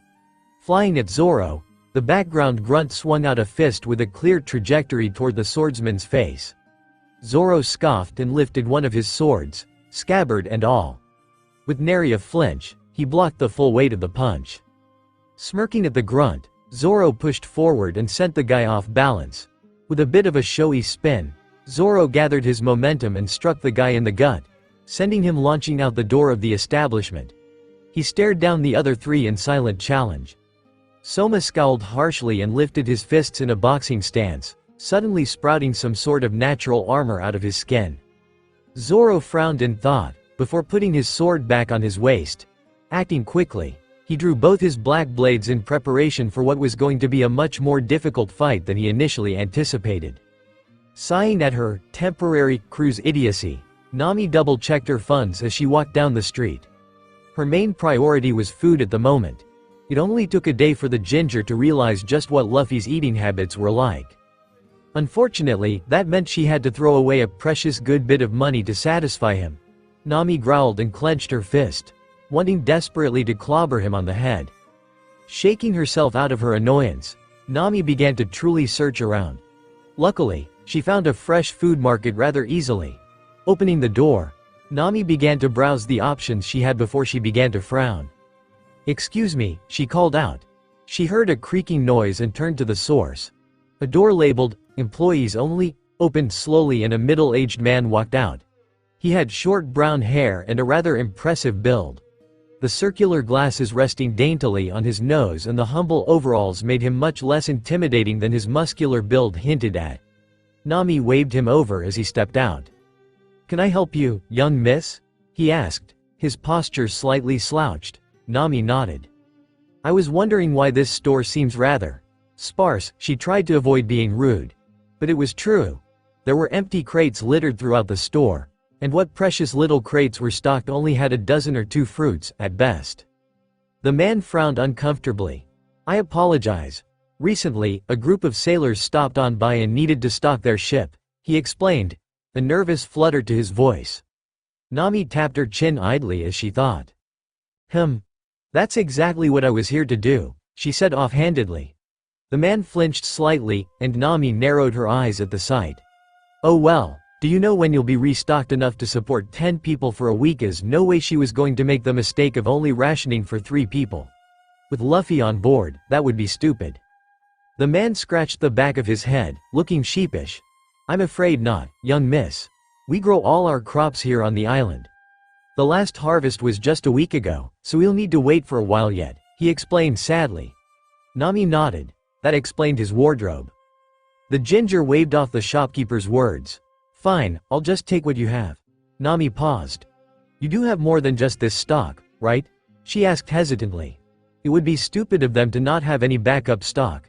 Surely they were just displaying the best product as they waited for other fruits to ripen? Unfortunately not. The man seemed to shrink in on himself once more. Yeah, this is it. Like I said, we were cleaned out earlier, he tried to explain. Nami glanced around the shop and did some quick calculations. Whistling in awe, Nami side-eyed the man. Wow, must have been quite the armada, fully stocked. This shop looks like it's enough for a few weeks at sea for, what, 70 people give or take? She tossed out a number. The shopkeeper sighed and nodded. Yeah, it was quite the shock. This little town never gets that much traffic, he said. Nami smiled, but it didn't reach her eyes. This man was dreadful at lying, she decided. She didn't push the issue, though. Walking to the door, Nami waved a goodbye at the shopkeep. I think I'll check out a few other places before talking with my associate. Who knows, perhaps I'll be back soon to buy the rest of your stock, she called back. The man blinked confusedly as the door slipped shut. But didn't you already say you'd buy it? He wondered to himself. Sighing, he headed back to the employee's office. Sliding back in the room, he flinched back at the sight of the person sitting at his desk. Welcome back, Nakamoto-kun. Tough customer, huh? The person behind the desk. Nakamoto meekly nodded. And you blatantly lied to her, boy. You're growing some balls, ain't ya? Nakamoto flinched once more, crossing his arms in a subconscious attempt to curl in on himself. The person at the desk laughed. Well, I'll leave ya to it then, don't forget our deal. Nakamoto-kun. The person laughed out loud as they stood up with a flourish, the hood covering their face fluttering slightly. As they stepped past Nakamoto, they rested their hand on his shoulder softly, leaning in to whisper in his ear. Wouldn't want your precious village to disappear, now, would we? With that, the person stepped out of the employee office and disappeared. Nakamoto collapsed with a shuddering breath, sweat pouring down his face and tears pooling up in his eyes.